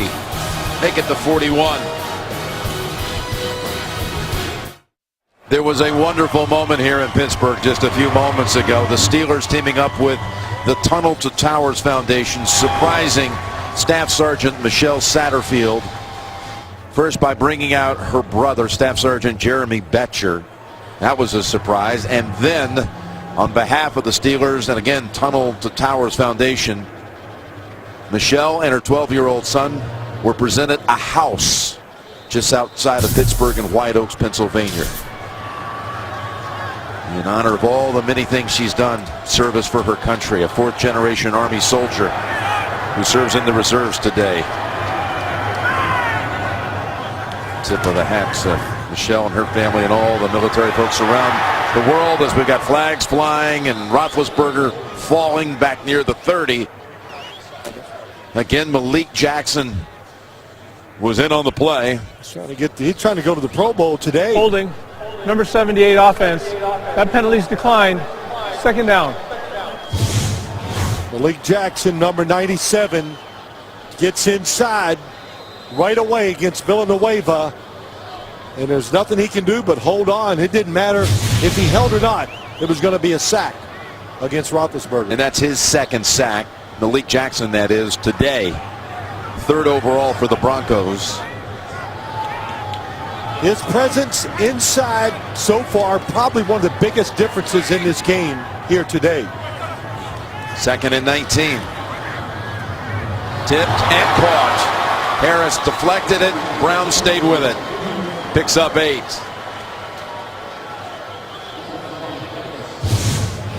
Yeah, Antonio Brown gets the catch. But look at the coverage, how tight it is. And that's what you just know you're going to have to do. When you play this team, the Denver Broncos need these defensive backs. You're going to have to make a lot of contested throws. Antonio Brown has 8 catches for 87 yards. He goes to the top, and again, Harris joins him. 3rd and 11. Most time he's had all game long, and Roethlisberger takes advantage. Wheaton catches it, gets to his feet, and has the first down. Protection is the big deal here for Ben Roethlisberger. The extra time, and it lets Wheaton look how long he scanned the field. And I think Wheaton was not open. He's in the slot against Roby, covered, stops, sees the quarterback, and works his way back outside. They mark it at the 46 of the Broncos.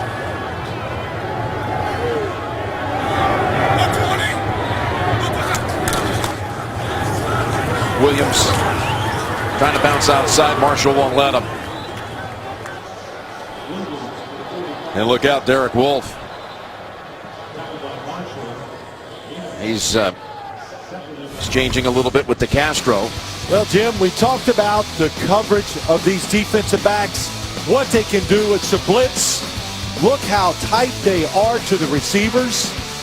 And when you're that tight, such a small window to throw into caused Ben Roethlisberger to throw that interception in the first half.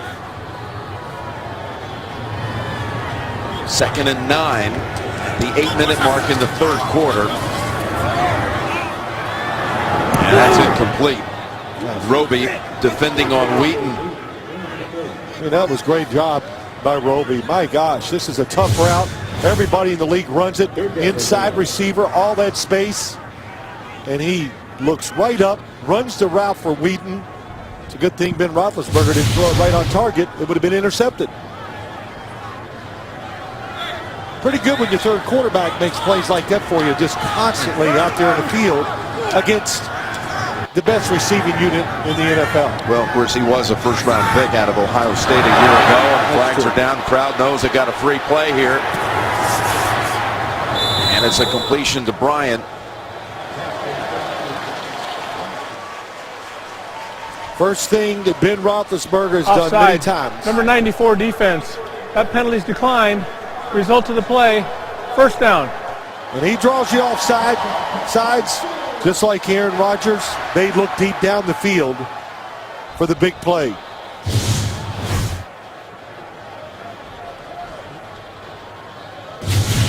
Well, the Steelers trying to change the momentum in this game after most of the first half belonged to Denver.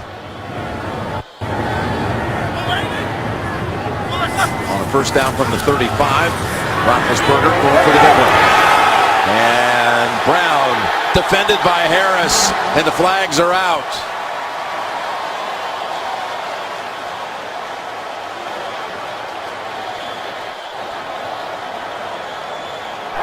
Pass interference. Number 25 defense. Automatic. First down. Harris is explaining what he thought happened here. Well, watch what happens. He's in great position. Then he just runs into the receiver.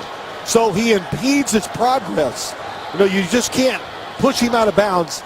That's why they threw the flag. Of course, Chris Harris upset because he was in such great position to defend the pass, and then he made that foul. A 26-yard penalty makes it first and goal at the 9.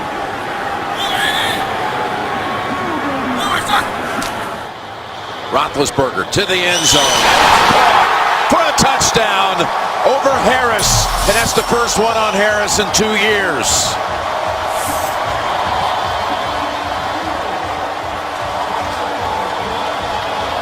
Antonio Brown. Chris Harris guesses on the play. He's expecting that it's going to be a throw behind him. Watching. He's looking for the back shoulder throw to the corner by the pylon. In the front pylon, instead, Antonio Brown reads it right. So did Ben Roethlisberger, and they throw it to the back of the end zone. Brown was told in an interview earlier this week about this amazing streak that Harris had coming into the game. Not giving up a touchdown pass since the 2013 season, late in that year. And he said basically something like, wow, that's interesting. As if, we'll see about that on Sunday. That's a challenge. The NFL on CBS is sponsored by Papa John's, official pizza sponsor of the NFL. And by the Home Depot. More saving, more doing. Aerial coverage of this game is provided by MetLife. 10 unanswered by the Steelers. From 17 down to only 7.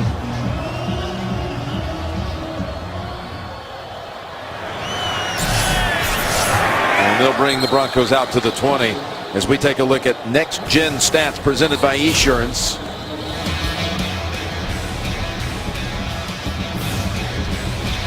Well, Emmanuel Sanders, uncovered. That would excite you and make you run fast. And gets a chance in the open field. Nobody able to catch up to him with that blown assignment by the defense. Max speed of 22. But he had a huge first half. This Broncos offense has done nothing on 2 drives here in the third quarter.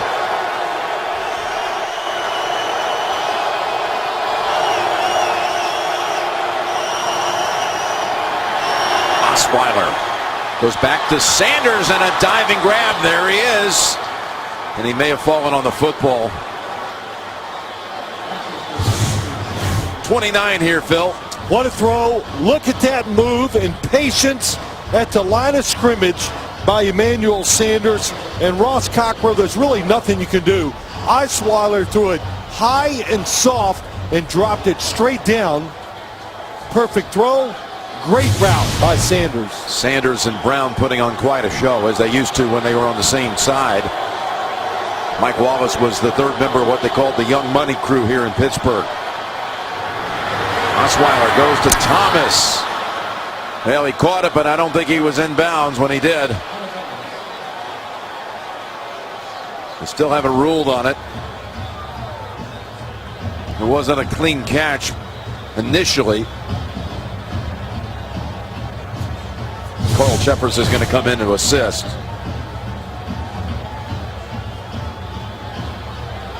Well, I'll tell you what, that's pretty impressive. Got those footwork. feet down. The football still secure. Well, that's not secure until he's out of bounds. That'll be out of bounds. Now they rule it incomplete on the field. Gary Kubiak's got the red flag in his hand. And he gives it back. He heard you talking, Jim, and he said, nope, don't challenge. Yeah, he's got the direct broadcast link into the headset. How you doing, Gary? Second down and 10.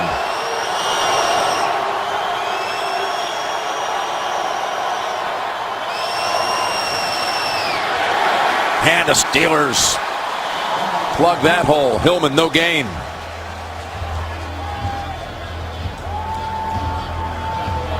To it, coming down the line of scrimmage. So important for the three front defensive guys, Tuitt, McClendon, and Hayward, to really play the plays just like we saw there to free up the linebackers so they can run and make the tackles. 8 out of 8 on third down in the first half. 0 for 2 here in the third quarter. Sanders is back on the field. Osweiler's in trouble from behind. They don't get to him in time. It's broken up. Broken up by Mike Mitchell. That pass was headed toward Andre Caldwell. Mitchell made the play. Watch Osweiler in the pocket. Great job of moving around. He's in great position, makes a good throw, but Mitchell reading the quarterback, using his experience, and breaks it up.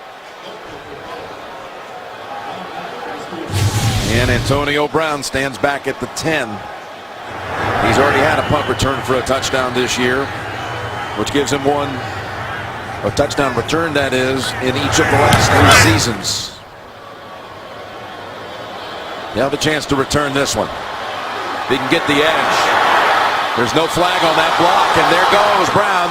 Now it comes out. It wasn't right away, but there's a flag down back at the 6. 42-yard punt, 21-yard return, and the penalty is going to bring this back and put the Steelers inside the 5-yard line.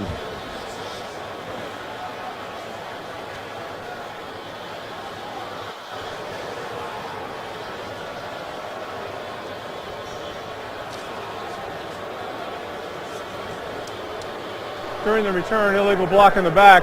Number 46, return team. Half the distance to the goal. First down, timeout. It's called on Aaron Brewer. I didn't even see him near it. The penalty was on 46 here. Will Johnson blocking the back, and it sure looked like it live. And then they finally threw the flag. A couple of Bronco players are down there and colliding at the same time. Here's D'Angelo Williams. It was a good call. Definitely a block in the back. It's got to give a lot of credit to the Steeler defense, what they're doing here in the second half, and also to Ben Roethlisberger hanging in there and making a lot of tough throws. And what we said coming into this game is really holding true.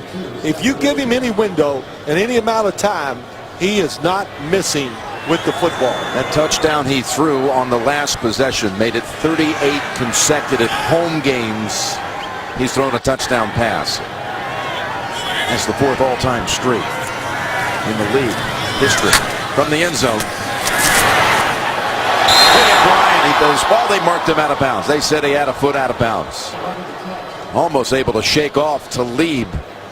So the foot was out of bounds, so it'll be a 3rd down play on the way. Well, he's a big receiver. You play off and give him a little room and watch the foot, and it just hits the white. Yep.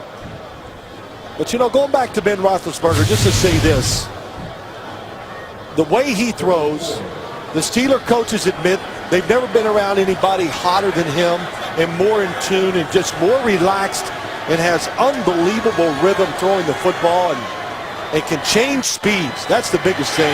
If he needs to throw it hard, he can put mustard on it and get it to him. Well, let's see what he does here. There's a battle for it, and it's won by the Steeler receiver, Bryant, trying to make sure that Talib didn't strip it and take it. First down. Well, you see what they're doing, Jim. They're moving them in motion. The timing was perfect. Talib read it, but the throw is perfect. And watch how he sits on the back foot.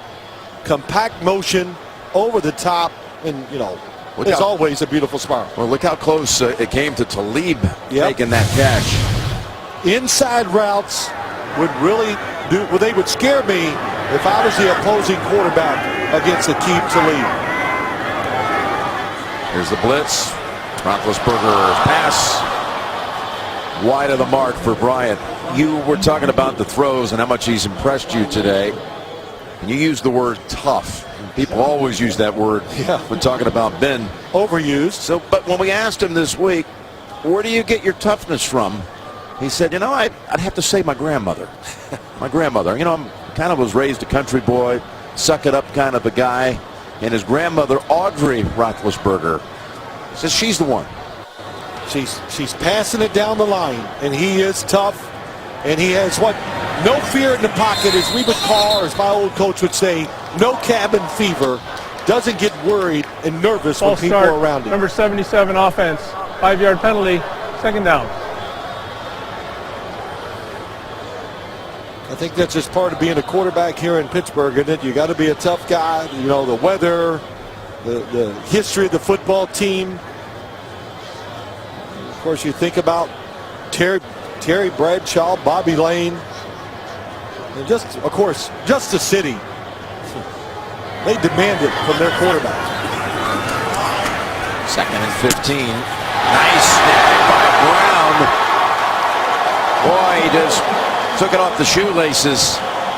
Picks up another first. So they were in a pickle back inside the 5, but they're moving again. Pick up a 20. Yep, looked like Roethlisberger got hit before he threw this football because it barely gets there, and they are using these one-on-ones on the outside, taking advantage of them and making plays. And that was Todd Haley said, can we win enough of those one-on-one battles as the game is going on?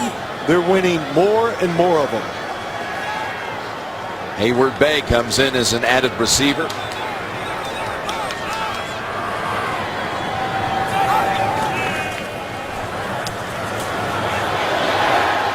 And tackled down by Shane Ray.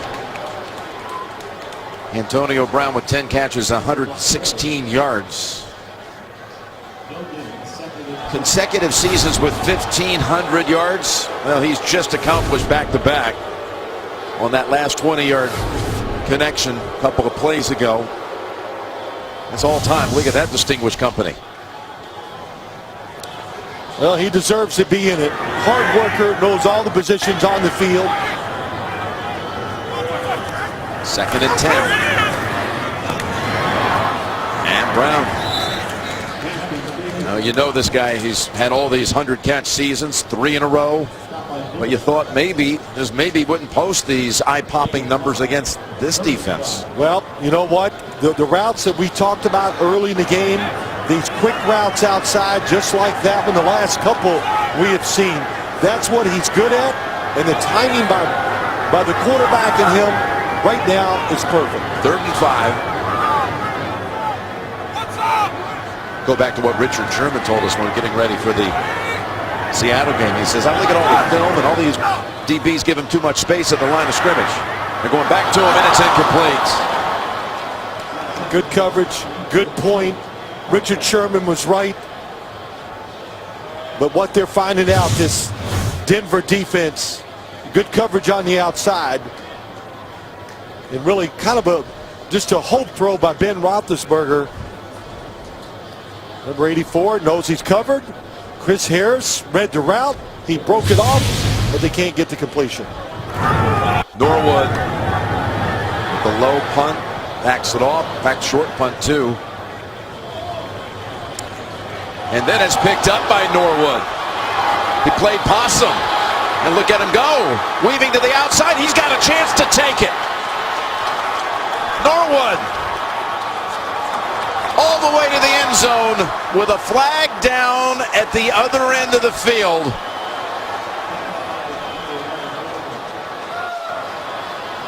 We'll check the marker.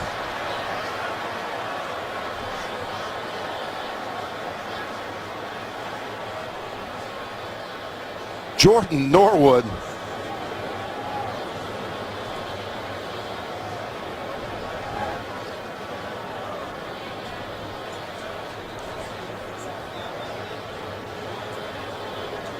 That ball was bouncing around at about the 29-yard line. The Broncos were just watching it. He went over and picked it up and took off.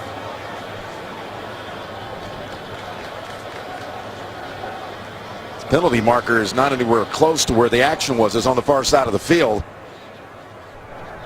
After the kick was picked up by the return team came off the bench and onto the field. That's illegal substitution. That foul will be enforced from where they came on the field. First down.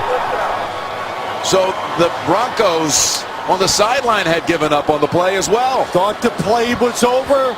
They came out onto the field before the whistle blew. So watch the Broncos sideline at the top. Here they are. You can see right there to the top. Look at all the people on the field.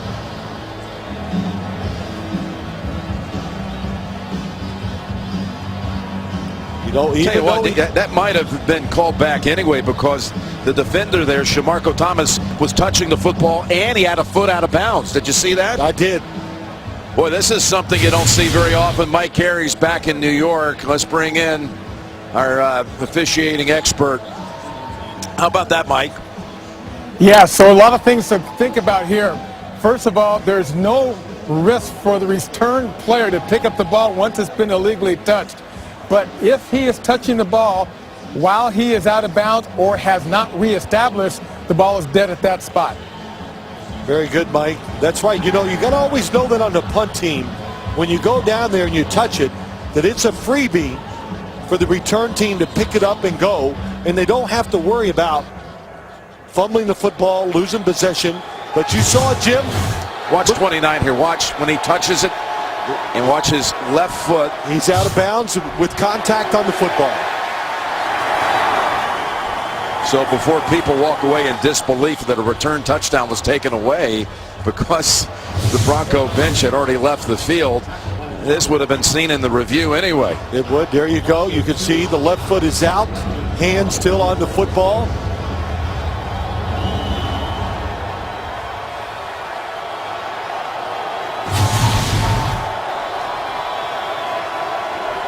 Well, what a different half for the Steelers defense. Challenging the receivers in winning so far. Second and 12, ball batted in the air, incomplete. Tipped by Moats. And even as I look down on the field from up here in the booth, you can tell they're more urgent, closer to the line of scrimmage, and just refusing to give up the easy throws. This is the fourth possession of the quarter for Denver. They punted the first 3 times. They managed 46 yards in this quarter after 295 in the first half. 3rd and 12, and they've got Osweiler inside the 20. Hayward along with Jarvis Jones. And now they're jawing.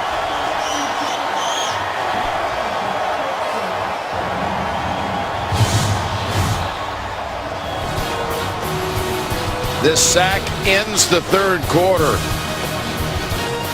27-20, Denver going to the 4th. You're watching the NFL on CBS.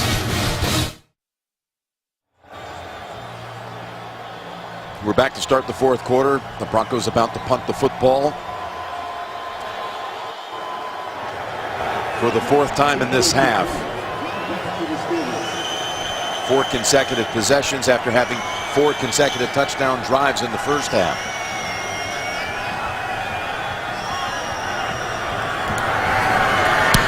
Remember, it's a 7-point margin, and that includes Denver having missed a PAT. Otherwise, it could have been 8.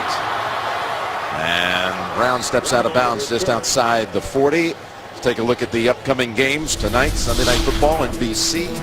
Cardinals and Eagles. ESPN tomorrow, the Lions and the Saints. And Thursday night, NFL Network will be there in Oakland for the Chargers and the Raiders. We were in Dallas last night, here today. We'll have our 3rd game in 6 days, coming up on Christmas Eve. I hope you guys will be with us. Yeah, that'll be good. Looking forward to Christmas Eve game out in the Oakland Coliseum. I'll tell you what a second half we're having here, though. The pressure that is on this Denver defense, which we've seen quite a few times over the last few weeks, asked to hold up once again against, right now, the best passing offense in the NFL. A lot of plays for this Denver defense here in the second half. Wide open. Brown for another 12. And Wade Phillips said, you know, let me give my guys a break. So he backs off, plays the zone. And I said this earlier, zone coverage against a good passing attack and a better quarterback like Ben Roethlisberger, he will chew that up. 12 receptions for Brown in the game for 132.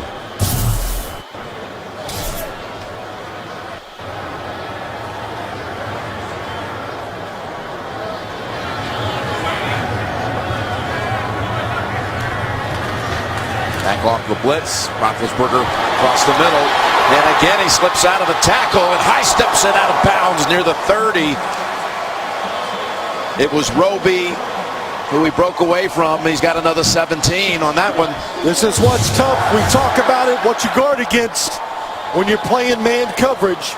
Crossing the field. Hardest route to cover by these defensive backs. Look at that stiff arm. Yeah, it's pretty good stiff arm by not one of the bigger wide receivers in the NFL. He had a 17-catch game against Oakland here earlier in the season. He might be up in that territory. He's got 13 already. This one goes to Wheaton, and the Steelers pick up first downs on 3 consecutive pass plays. And now they're starting to pick on Roby a little bit. They beat him here for 13. Yep, they got him inside. That's the tough spot to play. Usually they like Chris Harris inside and Roby 95 out. defense. That 15 yards will be added half the distance from the goal to the end of the play. Automatic first down.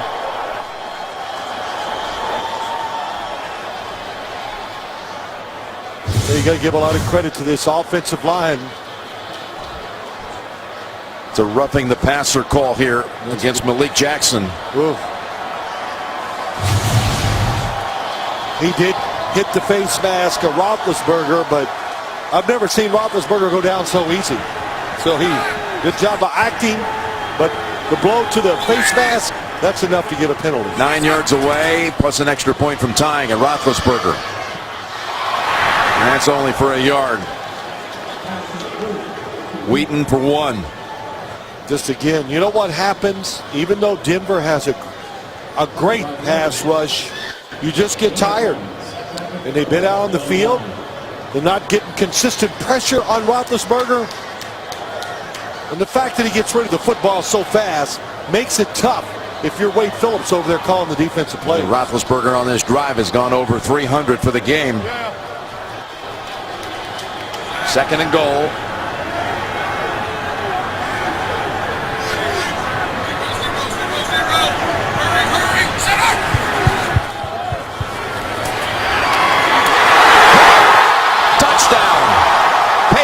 For Pittsburgh. And again, it was Roby who tried to defend, but Wheaton stayed with it. 9-yard touchdown, an extra point on the way that would tie it.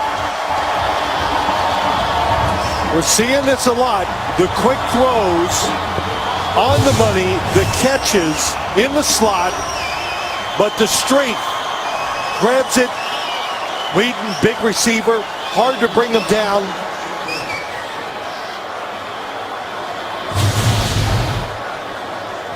And Boswell. 20 27-27 in the fourth. All Steelers in the second half. They've come back from 17 down to tie it. Terrible towels out in full force as the Steelers shifted momentum coming out of the locker room at halftime. Roethlisberger again feeding that talented trio that's the best in the league, the most receiving yards of any trio in the league. Well, it used to be the terrible towels came out for the run game and the great defense. Yep. And now it's for that trio, the quarterback. And how about this offensive line, what they've done here in the second half? Well, you know the Steelers are going to throw it. Denver still can't get constant pressure on Roethlisberger. The receiving yards for the three added up to 288 so far in this game. Norwood takes the knee. And just looking at the AFC playoff picture, Kansas City and the Jets were enjoying the first half here. But now the Steelers are cooking, and they've tied this game so far today. As far as the long-range look at the playoffs, the Buffalo Bills, with their loss at Washington, they were eliminated officially. On the NFC side, Chicago, Tampa Bay, St. Louis, and New Orleans have all been eliminated today. That is not a pass. Backwards pass. And look at the Steelers swarm to C.J. Anderson. Well, it's Hillman, actually, and a flag is down.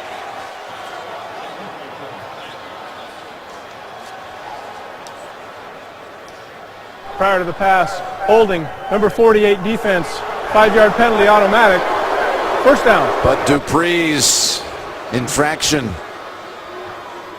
gives the Broncos a first down. Hey, reminder, the Sun Bowl next Saturday on CBS. Miami and Washington State.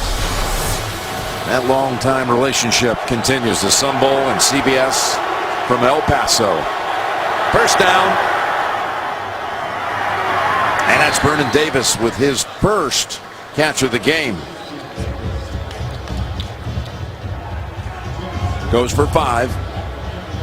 How does this team rekindle what they were doing in the first half, talking about the Broncos offense? Yeah, listen, it's not easy. Gary Kubiak, what you do in a situation like this, you'd like to show the defense something they haven't seen already. In other words, get them thinking instead of just letting them fly around. But the biggest thing of all, looks like they're going to have to do it with the pass. And they got to protect Brock Osweiler. Takes it from under center on 2nd and 5, and incomplete, and Thomas is pointing around and no one's listening. Well, the thought was good, the execution was not. Brock Osweiler trying to throw it behind Demaryius Thomas.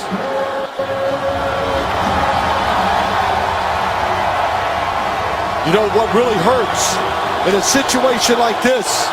They rely on moving the quarterback so much, but they have not done that today because you can't do it against the outside linebackers of the Pittsburgh Steelers. Can they convert for the first time in the half on 3rd down? They need 5. It's intercepted. No! Golden had it for a moment. Stepped right in front of Caldwell. Incomplete. It was an excellent read by Brock Osweiler. The double coverage underneath. But you said it, Robert Golden read it, cut underneath, just couldn't make the catch. Golden had his first career interception just last week down in Cincinnati. Now the Broncos cannot get away from the Steelers' defense. What a change. Colquitt didn't catch that one. And Barrett downs it. Good starting point coming up for Pittsburgh. Only a 33-yard punt. Roethlisberger with 2 touchdown passes in the second half. And the game is tied at 27.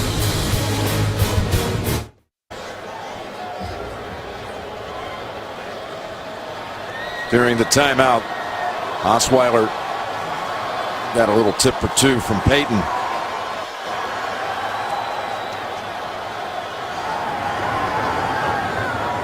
As the Broncos have not produced any points here in the second half. Over to Bryant. And they swing him down. That's Bruton. Holds him to 1. Isn't it amazing? First half, Denver couldn't be stopped. Pittsburgh couldn't cover anything. Guys were wide open. And we have seen the exact opposite here in the second half. It's amazing what happens in the league these days. It's such a passing league. You can overcome these huge deficits. And they were down 17. The Giants were down 28 today, and they were able to pull even with Carolina before losing on a late field goal. Roethlisberger just throws that away. There is a flag down. Holding. Number 72 offense. 10-yard penalty. Second down. That's the center, Cody Wallace. You know, Jim, it comes down to this. It's the quarterbacks are better than ever.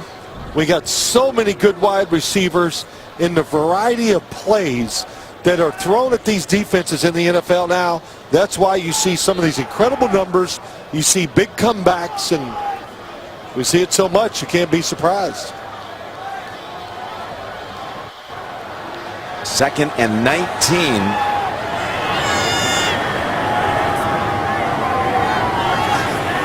Ten and a half minutes to play.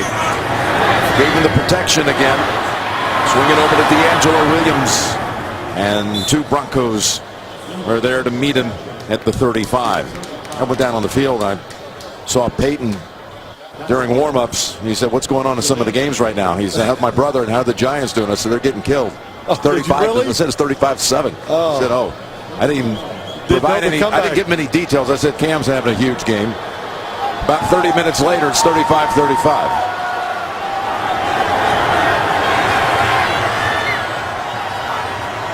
Third and 12, and here they come. Roethlisberger able to break free from where? Sight off it. It's caught. But this is going to be, even with the forward progress, it's got to be short of the first. And Dak's going to be short by a couple, maybe 3. Brown with the catch. This is what he's done his whole career.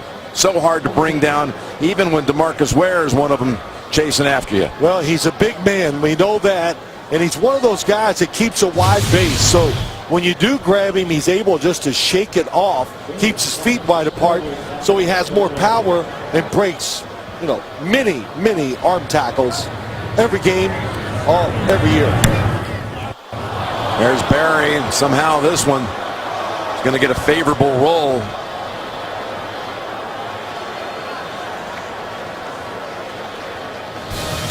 Not a lot of style points on that 40-yard punt, but the Broncos will start inside the 20. Second half for the Broncos, only 3 first downs and 5 punts. The series begins at the 16. 9 minutes to go. And that ball's on the ground, but Osweiler, as he did early in the game, had a couple of mishandles. This one too slipped away, but he recovers it, loss of 4. Well, goes straight down. Looks like it came up just short, but again, I think it's when it, like I said, I did it a lot myself. When that football falls down, they're going to blame the quarterback. Stay in there, get both hands on it before you move. 2nd and 13. Daniels to the 20. Peyton Manning returned to practice this week. Practiced a couple of days. Foot was sore, so he sat out Friday. What do you think is going to happen the rest of the way? This story that gets played out on a daily basis. Every day. You know, here's what's going to happen.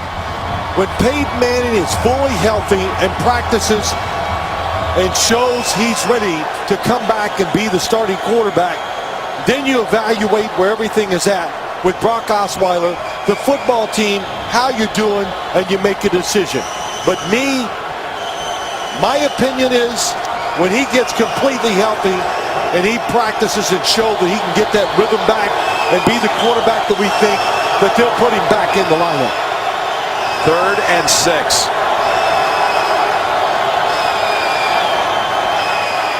Osweiler slides to his left, gets it to Hillman, who falls near the first.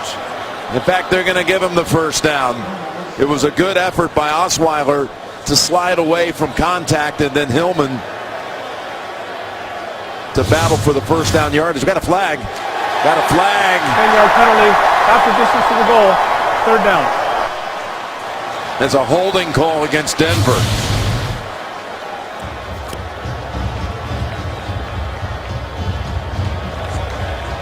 Yeah, the umpire that time, you didn't see the flag because he couldn't find his. Couldn't find his flag, so he threw his hat down on the field. So the football rests at the 10, mid-4th, 3rd and 16.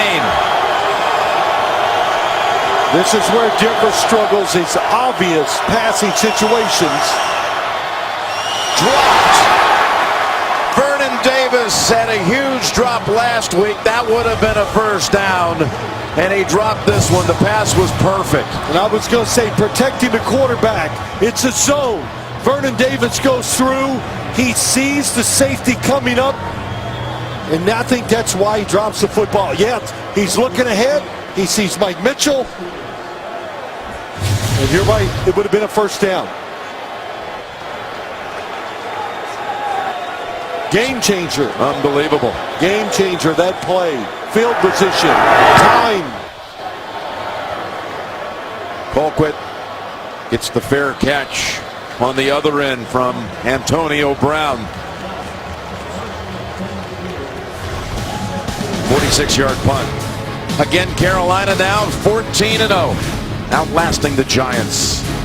What a thrilling fourth quarter that was as the Giants put together a furious rally. And finally, the Texans win in Indianapolis. Brandon Whedon came in at quarterback and led them to victory. Yes, he did. Kansas City, meanwhile, dominated the Ravens. So look at the latest AFC playoff picture. The Texans get to 7-7 on the season. They've had to go to 4 different quarterbacks on the year. But they move in front of the Colts now with that victory with 2 weeks to go. 1st and 10. Heath Miller, a couple. Brought down right away by Jeb. I knew I was going to say that. By Josh Bush. Okay. Oh, my goodness. NFC playoff picture. And I mentioned it earlier, Phil. 4 teams eliminated today. Chicago, Tampa Bay, St. Louis, and New Orleans in the NFC side. As you take a look at that in Green Bay. Qualified earlier today by virtue of the Giants' loss. 2nd and 8. Off the tackle by Josh Bush. And Roethlisberger swings it over. Williams, back-to-back plays. This Denver defense pouncing after the catch for very little yardage for the Steelers. Thursday night, San Diego and Oakland. That's on Christmas Eve. And a special Saturday edition of Thursday Night Football. Redskins, Eagles coming your way. NFL Network only.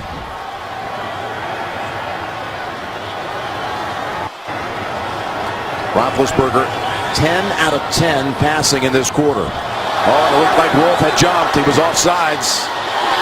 Brown is left alone anyway for the catch. Did they blow the play dead? Neutral zone infraction, defense, 5-yard penalty, 3rd down. Yeah, Wolf was across the line.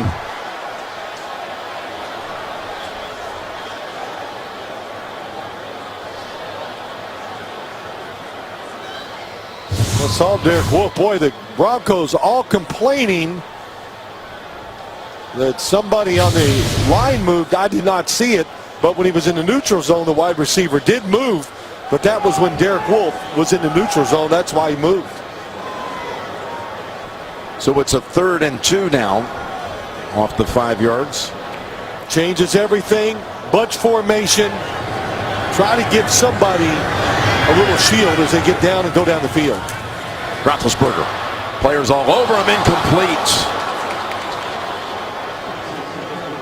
So the Denver defense is able to make some plays. Miller was the target. Bruton on the coverage. Bruton on good coverage against Heath Miller. And boy, we talked about Roethlisberger. Can he stand in the pocket? Never once looked at anything but the receivers. Watch 83 in the middle of your screen, trying to do a move, and David Bruton. And cover tight ends. I saw him do a good job against Antonio Gates. Good job here today against Heath Miller. KO is the returner. He runs away from it. And it's out of bounds at about the 12.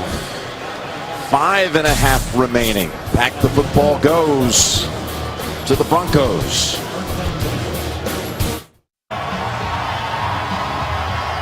Back in Pittsburgh. What a game. 27-27. The Broncos virtually unstoppable in the first half. Have managed only 50 offensive yards in the second half. They're coming out throwing. And they've got a completion to Norwood. And somersault tackle by Gay. And that gets him a little breathing room. Gain of 13. Good job. The initial coverage is good. And Brock Osweiler, you know, all the experience he's gaining now. Sees a little running lane, move to throw the football. And Pittsburgh has changed the way they play defense here in the second half. They're playing tighter. So you can keep the tight end and running back in there, giving some extra protection if you want to throw it down the field. Butts heads with Will Allen. We'll give him 3. And for those of you expecting to see 60 minutes, you're watching the NFL on CBS. The Broncos and the Steelers in a tie game. Jim Nantz, Phil Simms, Tracy Wolfson.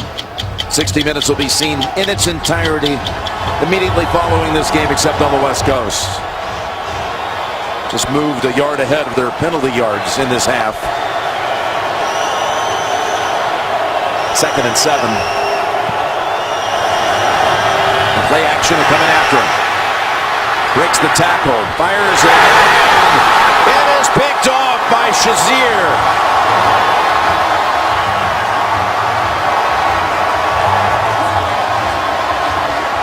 Didn't have a whole lot on that pass with all that pressure. The likes of Tuitt and Dupree. But Dupree on the outside. Tuitt chases him. Dupree's all over him as he makes the throw. And you said it, under pressure, can't get the speed on the football that he wants. And of course, when you're under pressure, Jim, harder to make the right decision down the field.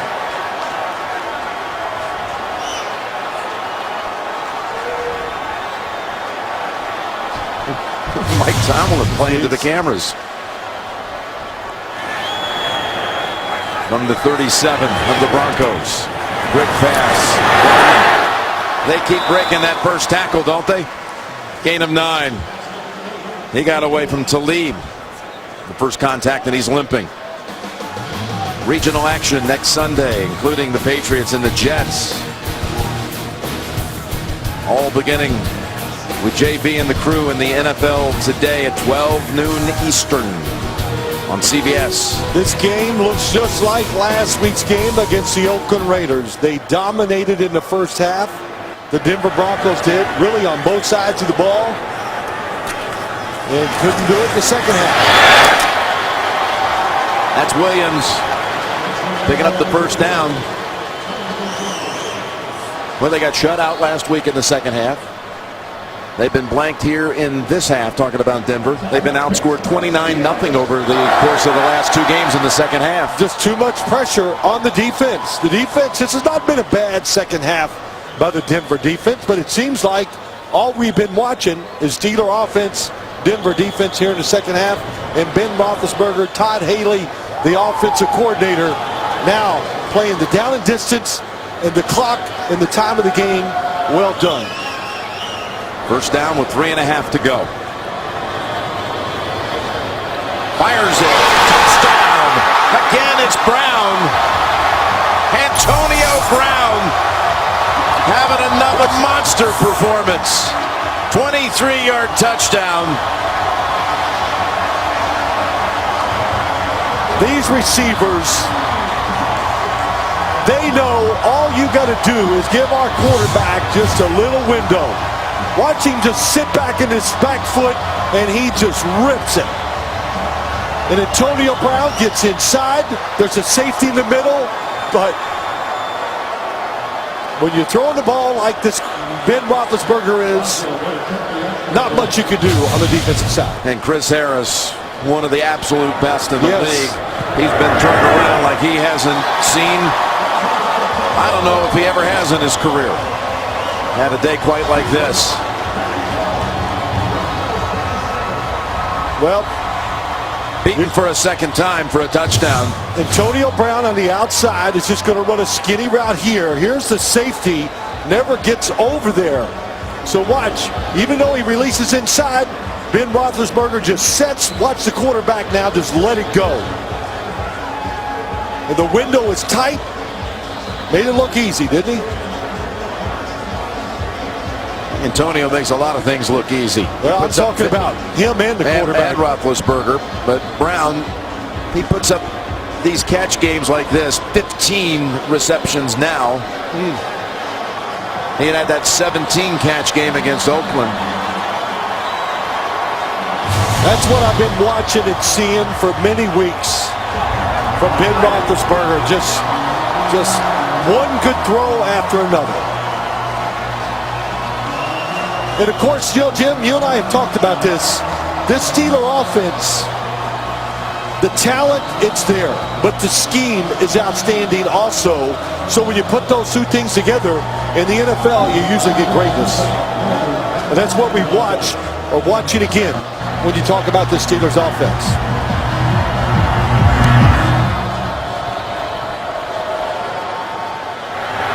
Norwood. It's a reverse to Latimer. Cody Latimer is going to set him up at about the 40.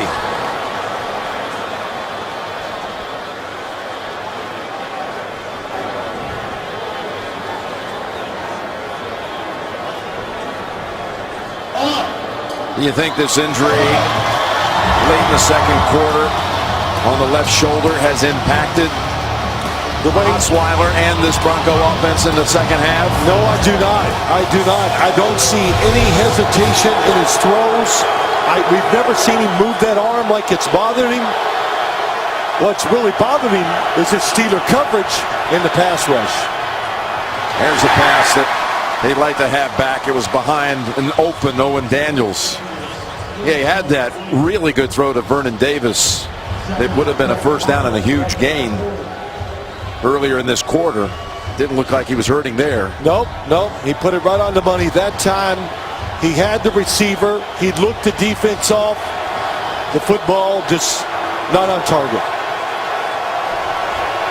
And Emmanuel Sanders, who was on a feeding frenzy in the first half, has had that one catch in the third quarter for about 26 yards. That's it. 2nd and 10. Anderson shoved out by Will Allen. About 3 minutes to go and third down coming up. All timeouts on the board for both teams. Yeah, it's an interesting situation.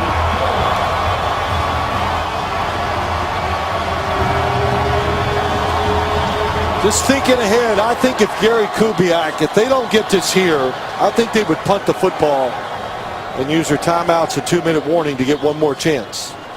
Cameron Hayward shaken up. The Steeler fine defensive lineman. And he's going to be helped to the sideline.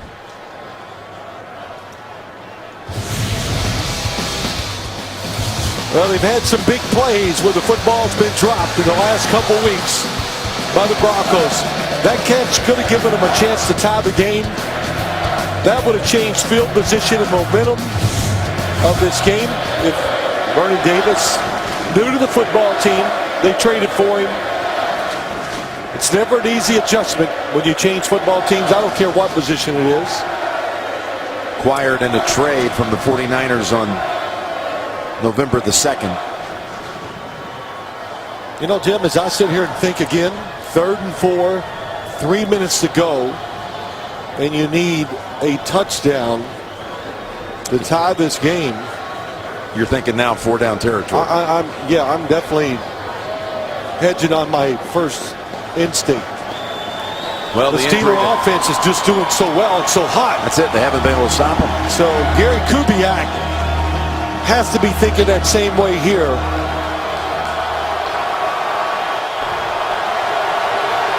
Need to get to the 50 for the first. Haven't been in Pittsburgh territory this entire half. Need to now. Osweiler to the sideline, and it's Sanders with the catch. What a throw. Good throw, stepped up, and that's what the defense was going to make him do. If he wanted to complete it, he was going to have to throw it outside. Found the one-on-one. Boy, look at these routes by Emmanuel Sanders. Putting all kinds of moves on Wes Cockrell. He's got 181 yards receiving. That's the exact total. Antonio Brown has 181. First down from the 41. Another drop to Marius Thomas. Well, tough catch.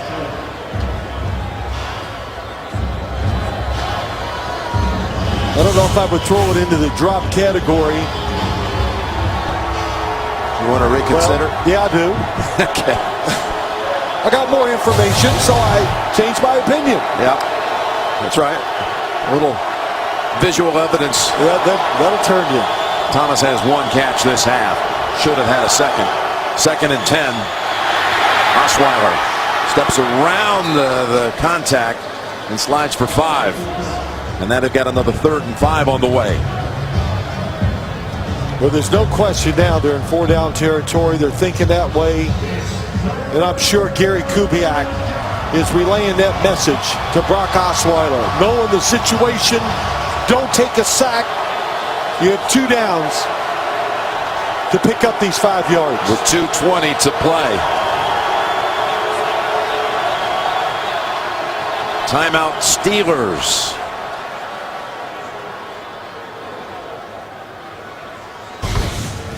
This second half. Putting it into highlight form. To Brown, to Wheaton. Then the interception. And then another one back to Antonio Brown.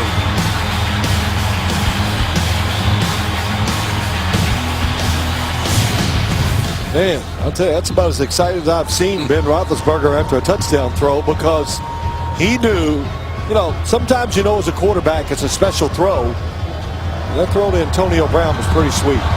24 unanswered points by the Steelers, going back to the field goal at the end of the first half. Now 3rd and 5.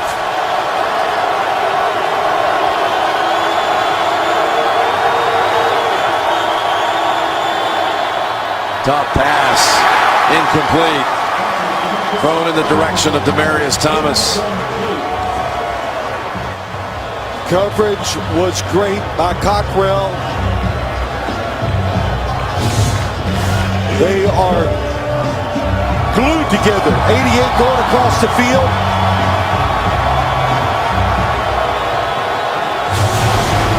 There's nothing there. Nothing there. Here we go, 4th down. Thomas and Sanders to the near side. Pass incomplete. That was going to be tough to pick up the first down had he even caught it. A linebacker was waiting for Anderson. Remember, Denver still has 3 timeouts plus the 2-minute warning. That's right. Throw was on target, and even if it's on target, I do not think it's going to pick up the first down. Yeah, Shazier would have been there probably to stop him a yard or 2 short. Now the Steelers know 1 first down would be enough to probably win the game. Well, with those 3 timeouts, it would depend on when they pick up that first down. That's right. And not if they pick it up on first down, I understand. They're going to let it go to the 2-minute warning and then use the 3 timeouts after this play. Williams Stop for no gain, maybe one. No, they're going to take the timeout now at 2:08, their first. Saves 8 seconds.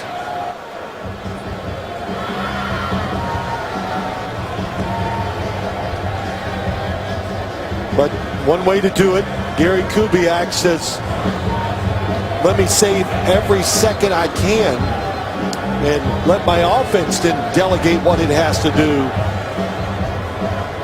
to move the football if they get it back.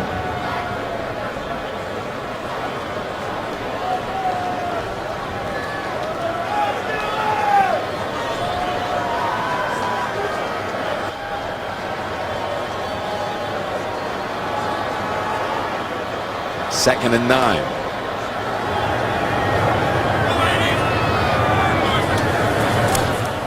Oh, they're going to throw it here.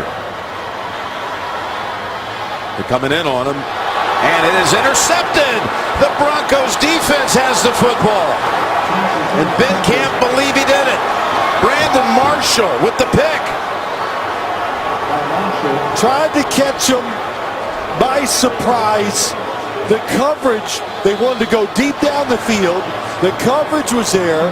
Roethlisberger, when I saw him move, I said he'll just fall down. Right before the 2-minute warning, and then were you surprised they decided to throw in the first place? well, they were trying to win the game. Yeah, I was surprised just because the way the Broncos offense has had so much trouble moving the ball and everything. It had been a long field if you just run the football and punt it. But that was as big as it gets. And how many times about mistakes have we seen this year? It was 1 second north of the 2-minute warning, so it allows the Broncos to have an extra play before the clock stoppage. Well, the Broncos still have 2 timeouts, 2-minute warning. You see he's looking down the field. The coverage, nope, it's not. It's there. They're still waiting upstairs to make sure that Marshall made that catch inbounds.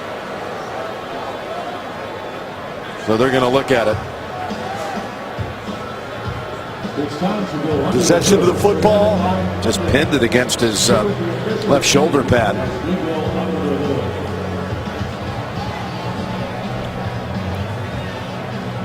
Don't really see anything there that you would overturn. He rolls over and he still has the ball pinned in the same position. So you got to figure this is going to hold up. There's a takeaway by Brandon Marshall. He knows it.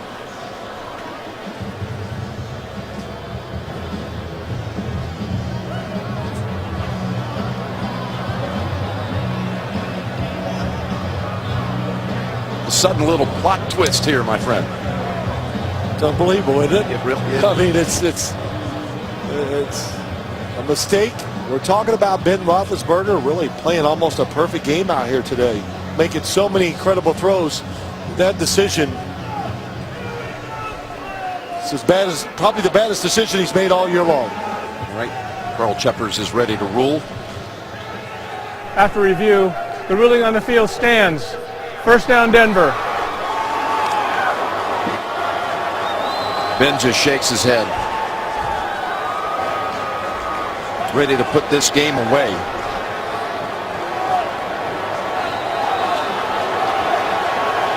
"41-yard line of the Steelers. 2:01 remaining. Shotgun time for the Broncos.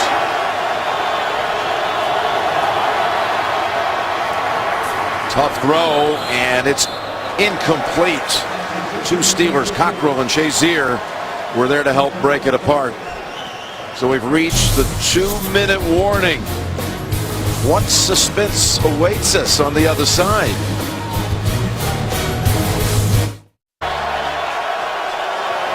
Second and 10 coming out of the 2-minute break. Osweiler. He is. Oh, that would have been a game ender in all likelihood. Will Allen could not hold on. Yeah, that was a bad decision by Brock Osweiler. It's a zone coverage. Look at him dropping back. the safety reads him the whole way, and they were going to make him. Time is there. He can throw the football underneath. You don't have to look down the field for a guy to throw to. 3rd down and 10. Osweiler goes deep, no one there. The receiver was on the ground, Sanders. And Osweiler thought it had something to do with contact. Looks like it could have been incidental tripping, not sure. Bottom of your screen. Yep, they step on each other's feet. But the second half, the Bronco receivers overall, they just have not beaten coverage by the Steelers. The Steelers have challenged them, and they have won here in the second half. That much maligned secondary has come up big in this second half, and they need to make one more play. 4th and 10. Osweiler down the field, tipped and incomplete. Was going to Sanders. William Gay was there to deny, and just after the Broncos are given a gift on the interception, they squander it in 4 downs. They did. Looks like there could have been a window here to throw it in. Coverage was tight once again. William Gay all over Sanders. Number 10 coming across. Just throws high. Yeah, boy, he took a deep breath there, and I understand why, but 142 timeouts for the Broncos.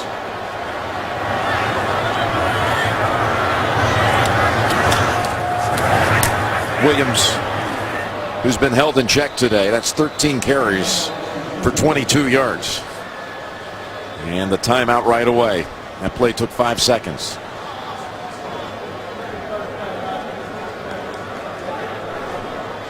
you know, you go back to that interception, Jim, and everybody's going to go, why do you throw it? Well, I'll tell you why they threw it.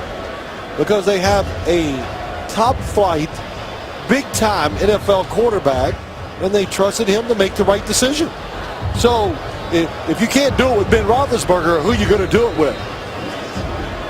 He made a huge mistake, but the Steeler defense, like it's done this whole second half,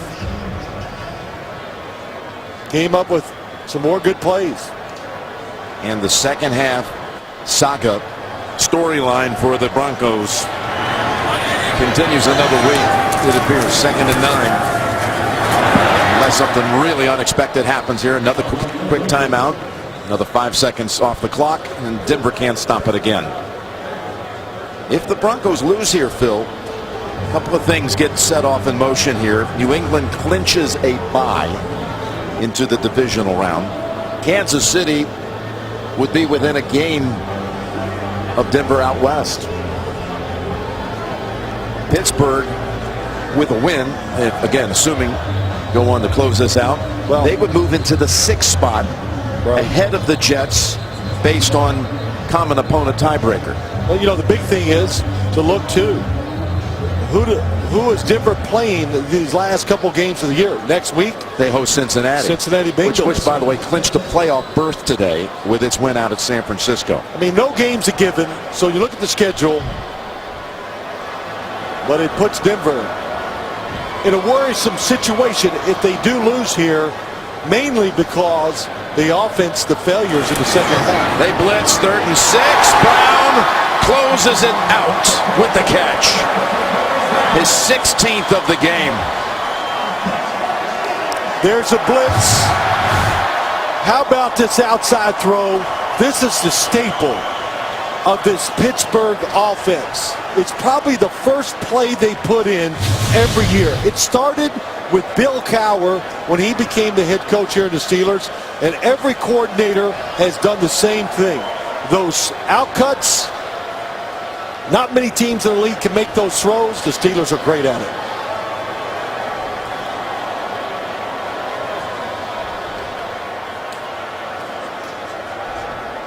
Number 94 reports is eligible. Number 94. Victory formation time for the Steelers to close this out. Roethlisberger with that pass tied his career high with 40 completions in a game. Throws for 380 and 3 touchdowns.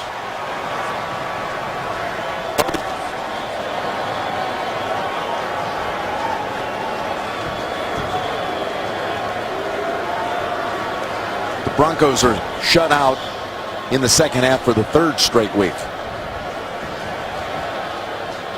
You wouldn't have guessed after you saw 4 precision drives down the field for touchdowns in a row. And they made it look easy. Yep. Everything was sharp. Pass protection, open receivers, and we saw none of that in the second half. Great comeback by the Steelers today. Down 27-10. They come back to win it 34-27. So there is a look at it. And the AFC.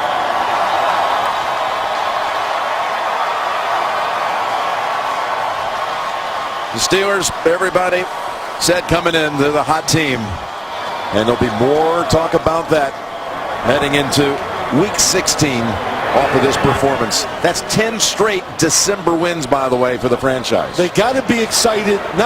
They're excited about their offense, Jim, but their defense showed some hope there in the second half. They got to carry that on for the rest of the year. 34-27, Pittsburgh victory. Alternate lineup tonight, 60 minutes. Undercover boss CSI Cypher. For Phil Tracy, this is Jim Nantz saying so long from Pittsburgh. By all means, have a happy holidays, Merry Christmas. You've been watching the NFL on CBS, home of Super Bowl 50.